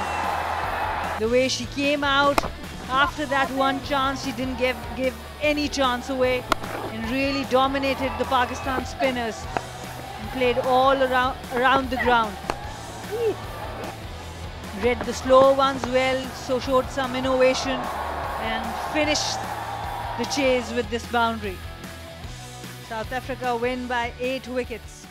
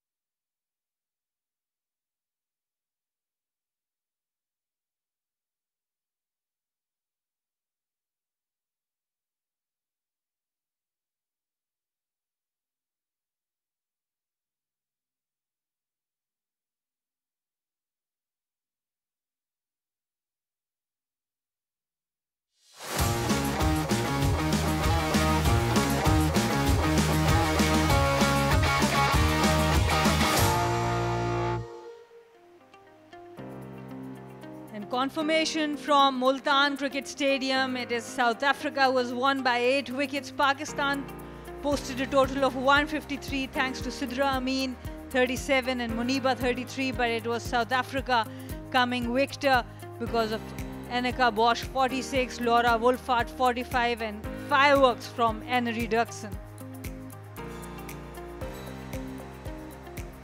The journey so far was South Africa won the first T20 by 10 runs, then came Pakistan winning the second T20 by 13 runs, and in the last game South Africa once again showed their domination by 8 wickets. We are ready with the presentation. Bazid Khan is downstairs. Welcome to the presentation ceremony here at Multan for one final time in this series. South Africa ending up winning the series 2-1. And with me as guests of this presentation ceremony is Ms. Tania Malik, Head of Women Cricket PCB, Mr. Mohsin Ali, GM Retail Banking Central West Bank Al Falah. Now, to start off with, we have awards which Ms. Tania Malik will present the medals to the match series officials. Firstly, umpires. Number 1 is Faisal Khan Afridi. Faisal Khan Afridi, please get your medal. It's been a series that the umpiring standards has been very high. It's been hot and humid, but the officials, as always, have been very good. Then Salima Imtiaz, please. Would you please come and collect your medal? Salima Imtiaz and Faisal Khan Afridi, both standing umpires for the series. Next, call upon Nasir Hussain to collect his medal.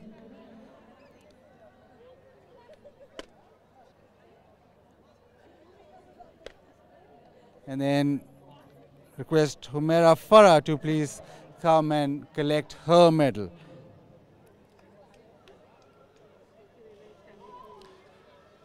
And now to the match referee who supervised every game and been terrific. It's Mohammad Javed. He'll get a medal too.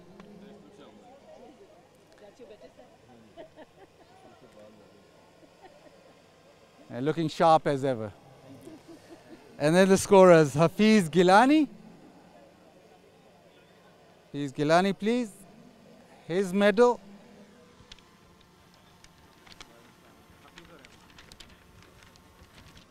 And M. Hamza.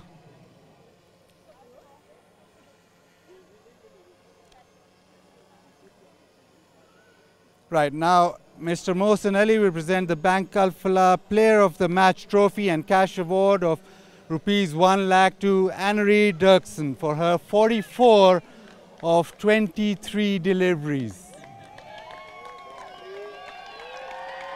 6 fours and 2 sixes.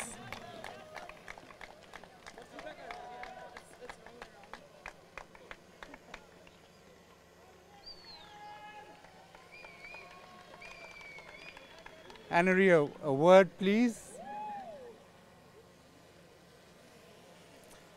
It was a fabulous innings.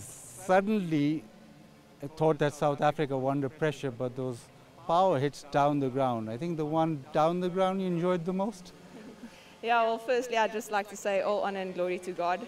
But yeah, no, that was I don't really know what happened, but yeah, I think that one down the ground, that was probably my favorite shot. The conditions didn't really bother you. Maybe the heat was, but you attacked the spinners. Is that your strength, or today was special? Yeah, it's definitely hot. I think I said before we came out, like, ones is not really on my mind today. So yeah, but I think Wolfie and Annika set it up really well at the front, and I sort of just could come in and continue that. So yeah, all credit to them. Yeah, in preparation for the World Cup in UAE, you'll face a lot of spin. I'm thinking that you'll face plenty of spin there. So an innings like this holds you in good stead going towards that World Cup. Yeah, no, I think this has been really good prep for us going to Dubai. I heard that the weather will be similar as well. So yeah, I think this series leading into the World Cup has been really good prep for us. Yeah, you've been fabulous. Thank you very much. Thank you very much. Now it's time where Mr. Mohsin Ali will present Bankalfla Player of the Series trophy and cash award of PKR 3 lakh to Sonia Lees. 94 runs and a couple of wickets, but the best part of all that is she's got the best economy rate throughout the series, 5.25.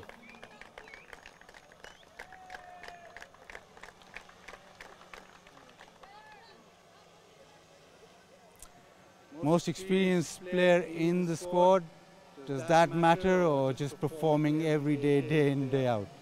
Yeah, obviously experience helps a lot.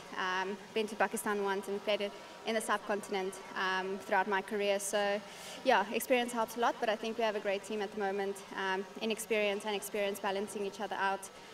But it was great to contribute to the team in a great series. Talking about the way that you bowl, now that the game's done, what was the secret of bowling on the surface? Yeah, I think just targeting that stumps. I think if you give any batter room on this wicket, you know, it was dispatched wherever. I felt like the Pakistan bowlers or batters were very proactive in using the crease, so just following their feet and trying to keep them as quiet as possible. Quite a few times, especially in T20 cricket, small contributions go unnoticed, but is there a value being put on those small contributions, especially where you think that on pitches, again, going down the line in UAE, they won't be as true or as free-flowing for the batters? Yeah, I think obviously, you know, we're here to play cricket and we play as a team. I think anytime you get to contribute in a team environment is great, and I think just obviously looking at the World Cup, having those small contributions for self-confidence is also huge. So a great win for the team today, and it's awesome to have our first series win in Pakistan. Thank you very much and congratulations. Now I'd like to invite the Pakistan team captain, Fatma Sana, please.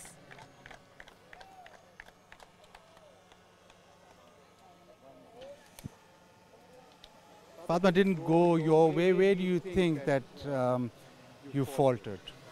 Actually, we didn't grab some catches as well. So definitely there is a chance if you see flat pitches. So we have to grab the chances as well. So overall, you pointed out catching, fielding. Overall, going to the World Cup.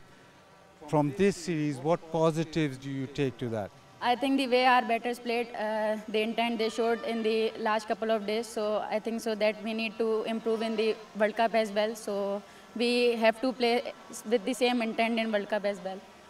Your spinners seem to be very good, and you almost know what spinners will play. UAE, you need contributions with the ball. Are you looking at fast bowling to make a contribution, and looking at especially lengths where you in the UAE you'll be consistent and be able to make breakthroughs? Yes, actually we are trying some of pacers as well here. So definitely we will go with the pacers also. So we have to play, I think, with the two pacers. On a personal front, you were superb with the bat, and you were very close to being player of the series just because of the contributions with the bat. Do you now feel that you have a role higher up in the order, or you just act as a floater? Yeah, if our team is played same like this, so definitely my number is good. So I don't need to improve this, but I just want to play like this. So the intent is there, so definitely it's fine. Thank you very much. Thanks for the entertainment. And now the moment where it's called the South African captain who won the series, Lola Borbot.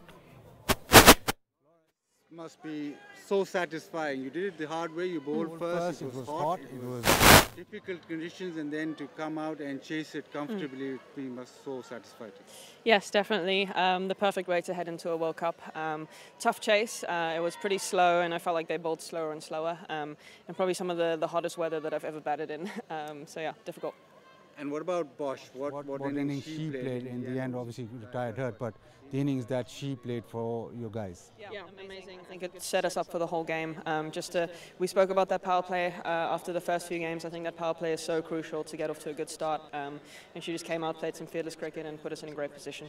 And your form, you probably saved the best four last. It was a really good innings, some really classy shots. Thank you. A little bit disappointed I didn't take it all the way. I would have liked to be there at the end.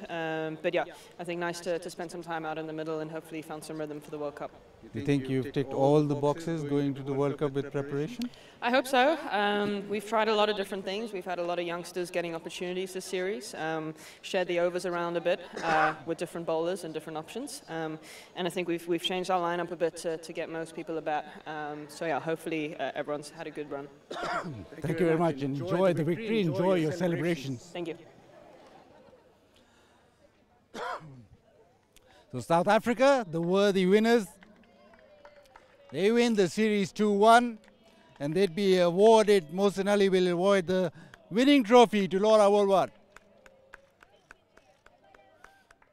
The series, they had to really toughen up and bear with the weather, and they come back in the third game, a day game, and they win it convincingly.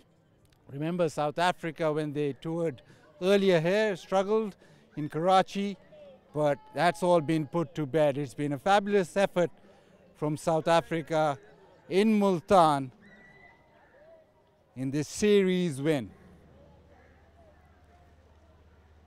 Contributions throughout, Laura Woolward and her girls, she's been able to rally them and played most of her squad, and in the end they've been victorious, and they'll celebrate this victory before the UAE, before the World Cup.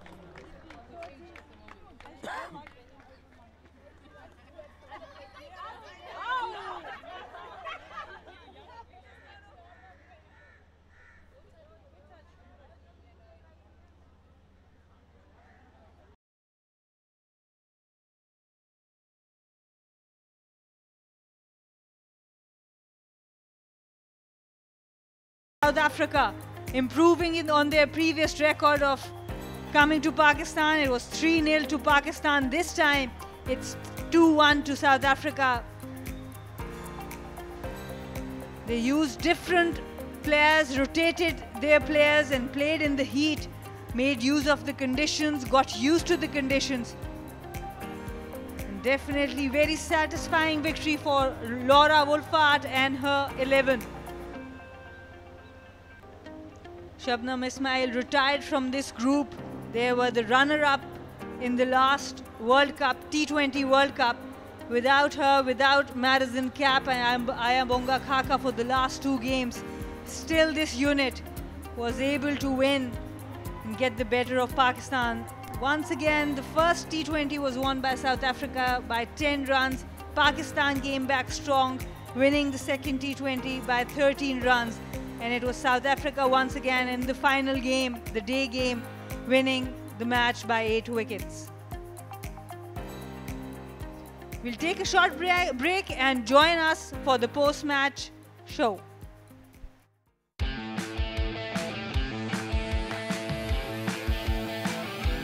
Getting a backward point and getting a boundary. In the air and gone. Sadia Iqbal is turning the match straight away. The important knock, can they finish it well? Oh, that's dragged on. What a brilliant catch. This has been the difference.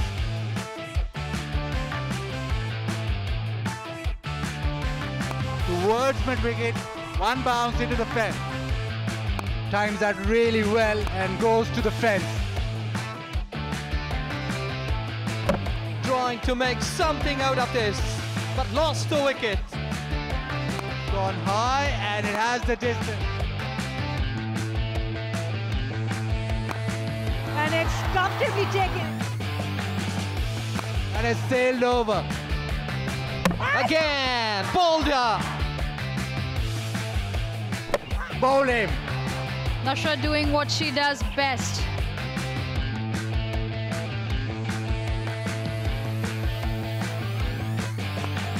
Muniba has hit that beautifully. Excellent shot. Muniba Ali is looking really dangerous. Ball is winning the race straight down the hill for 4. And Suneli is taking the pace away. Aerial route, gone for 6. Oh, cleaned her. Nadia Iqbal, her 6th wicket of the series, that has been swept away in style to the fence. Beautiful shot. Beautiful shot through extra cover. Oh, dragged on. Oh, this has gone straight. Straight enough.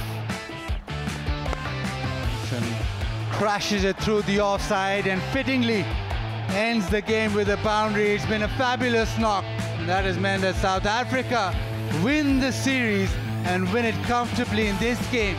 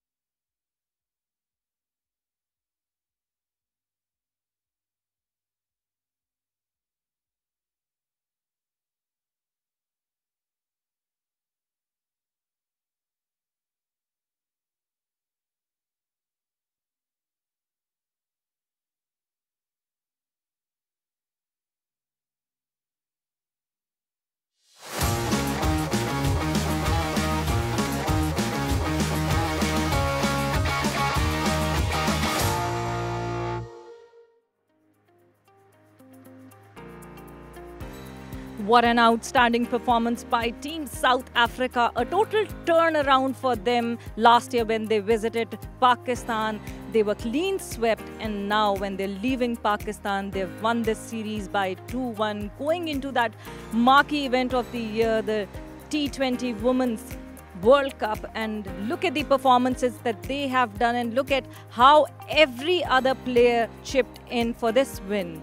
Talking about this match today here, it was really hot. The weather was challenging, and with that challenging weather, they acclimatized themselves very well.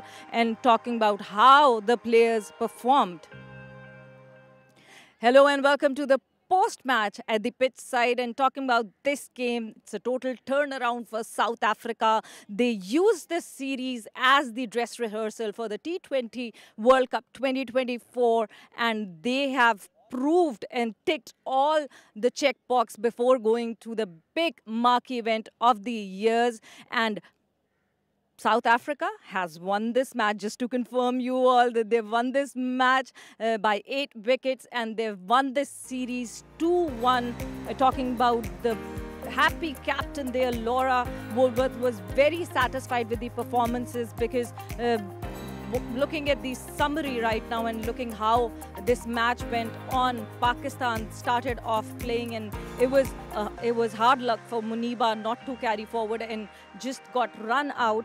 And they managed to score 153 runs in reply. South Africa, the performance of Bosch, challenging the weather and performing and chipping in like that. Moving on further, the way Derrickson played, and she was playing all around the ground. They won this match by 8 wickets. So along with me, I have Kainat Imtiaz. Kainat, talking about the performance of South Africa, they have totally ticked all the boxes. Laura was satisfied. They've given chance to almost all of their players, and those players have responded well. Absolutely. Well, this is what opportunities are, and they're taking full advantage of all kind of opportunities. So the new players have all performed well and are all set for the World Cup ahead. And I would say that the benchers as well, as Marazine Cap and Kaka were not playing, this team is turning out to be a great side, even when the senior players are benched. Exactly. There was a total mix of senior players and young players in this side. Talking about Emery Dirksen, the way she played, her 44 runs in 23 balls. It set the tone, and the partnership that she had with Laura. Before that, Bosch and Laura had that partnership, but Dirksen just carried forward that, and she was there to cross the line for South Africa. And Dirksen, the way she played all over the ground, and especially the way she carried forwarded the intent that Laura and Bosch created was remarkable. And this is what the next players need to do, that to continue with the intent, with the same approach. She did not back down as she was just facing new bowlers, but she continued with the approach, and the way she continued, and the sixes and the fours she has hit was remarkable. And the way Bosch started the inning and she played off, yes, partnership with Laura that she did, that was the tone-setting point where South Africa just set that point to chase this target out. And look at South Africa, who could not manage to win the last match and could not chase it down. And now they just took it as a challenge to chase every total that will come their way.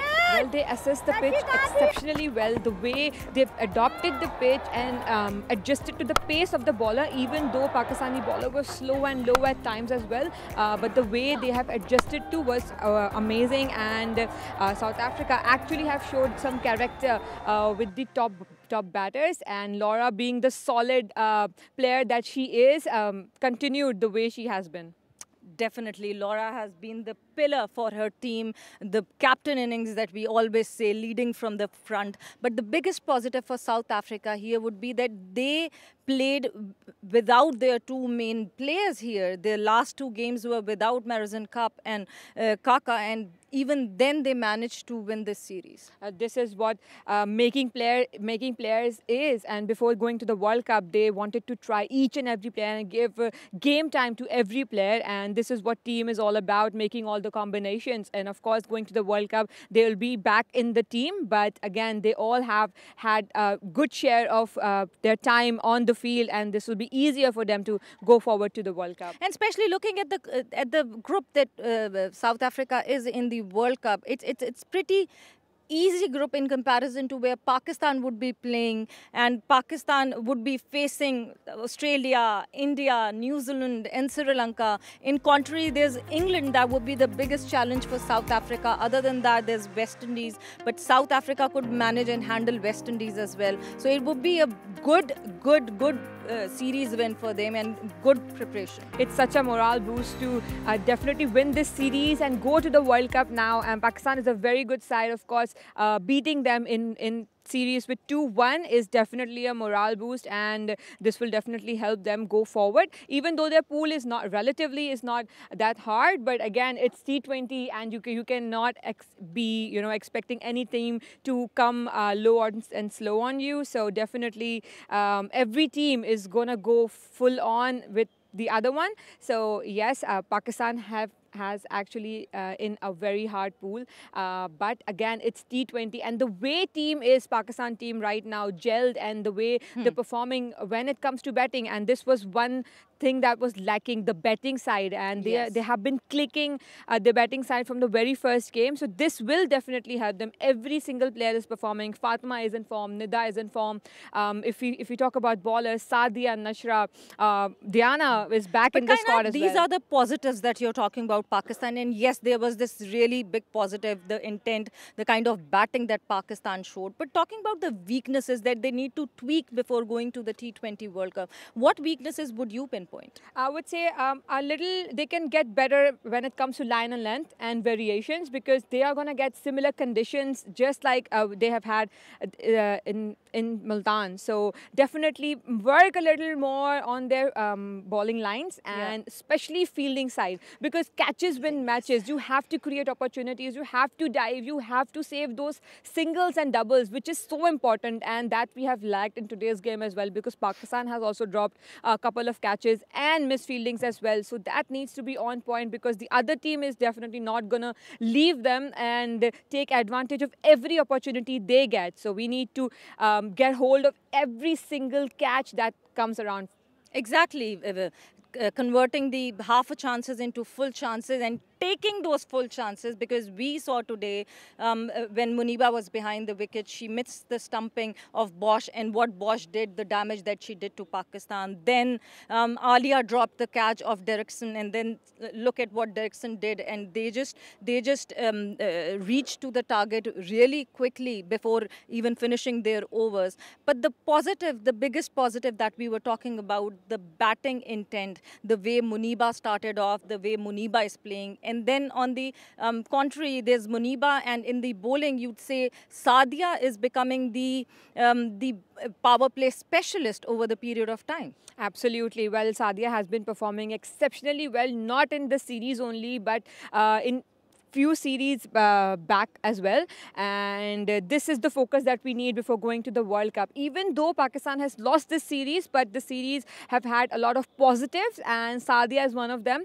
That confidence that she has, 6 wickets in her bag before going to the World Cup, before the warm-up games as well. So this will help her. Even Nashra, and I would say that Nida is in form as well. She started nipping the ball, she started giving air to the ball. This will all help them go forward. So in the T20 World Cup, Pakistan would be playing one of their games versus Sri Lanka in Sharjah, and then all 3 games in Dubai. And Dubai is a very, very huge stadium. The power hitting game should be more improved, or you're satisfied with that? Well, as far as these last two games are concerned, I'm completely satisfied with the way the team has come along and the way they are hitting. The approach has changed.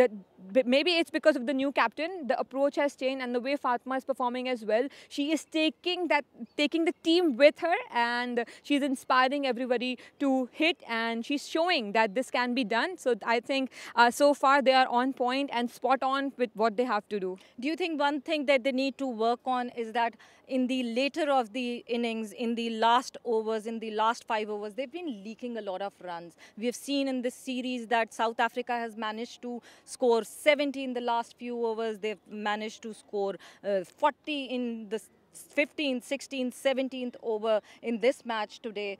Do you think that is one point of concern for them? Yes, absolutely. I was going to talk about this because this is so important to, get... If you have the grip on the game, don't let it go. This is what Pakistan is doing in last 4 to 5 overs. They're just letting it go.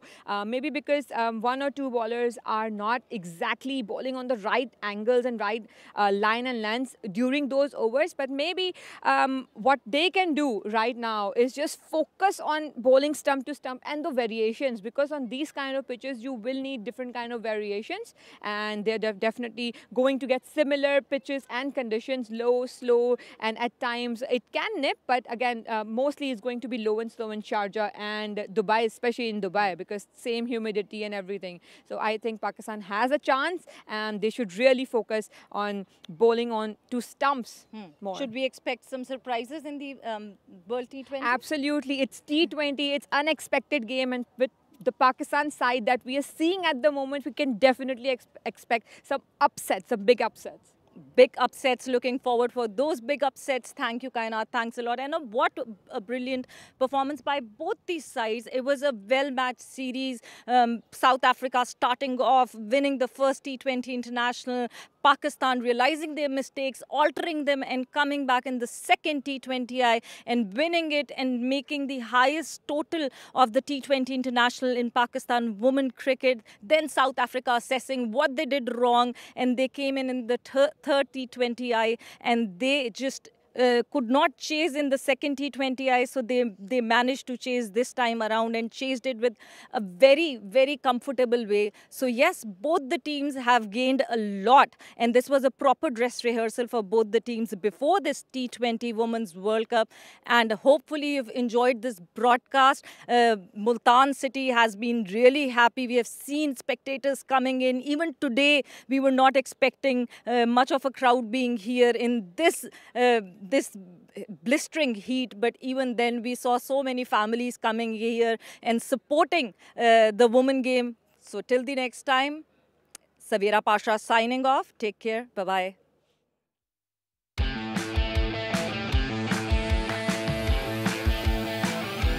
Getting a backward point and getting a boundary. In the air and gone. Sadia Iqbal is turning the match straight away. The important knock, can they finish it well?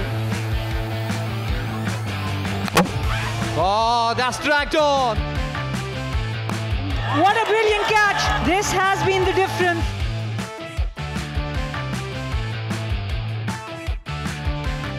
Towards mid-wicket, one bounce into the fence. Times that really well and goes to the fence. Trying to make something out of this, but lost the wicket. Gone high and it has the distance. And it's comfortably taken. And it's sailed over.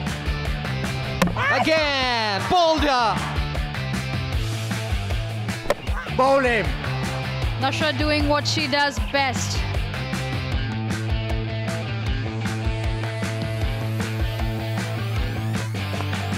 Muniba has hit that beautifully. Excellent shot. Muniba Ali is looking really dangerous. Ball is winning the race straight down the hill for 4.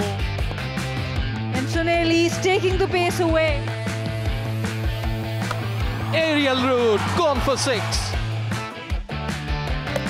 Oh, cleaned her. Sadia Iqbal, her 6th wicket of the series. That has been swept away in style to the fence. Beautiful shot. Beautiful shot through extra cover. Oh, dragged on. Oh, this has gone straight. Straight enough. Crashes it through the offside and fittingly ends the game with a boundary. It's been a fabulous knock, and that has meant that South Africa win the series and win it comfortably in this game.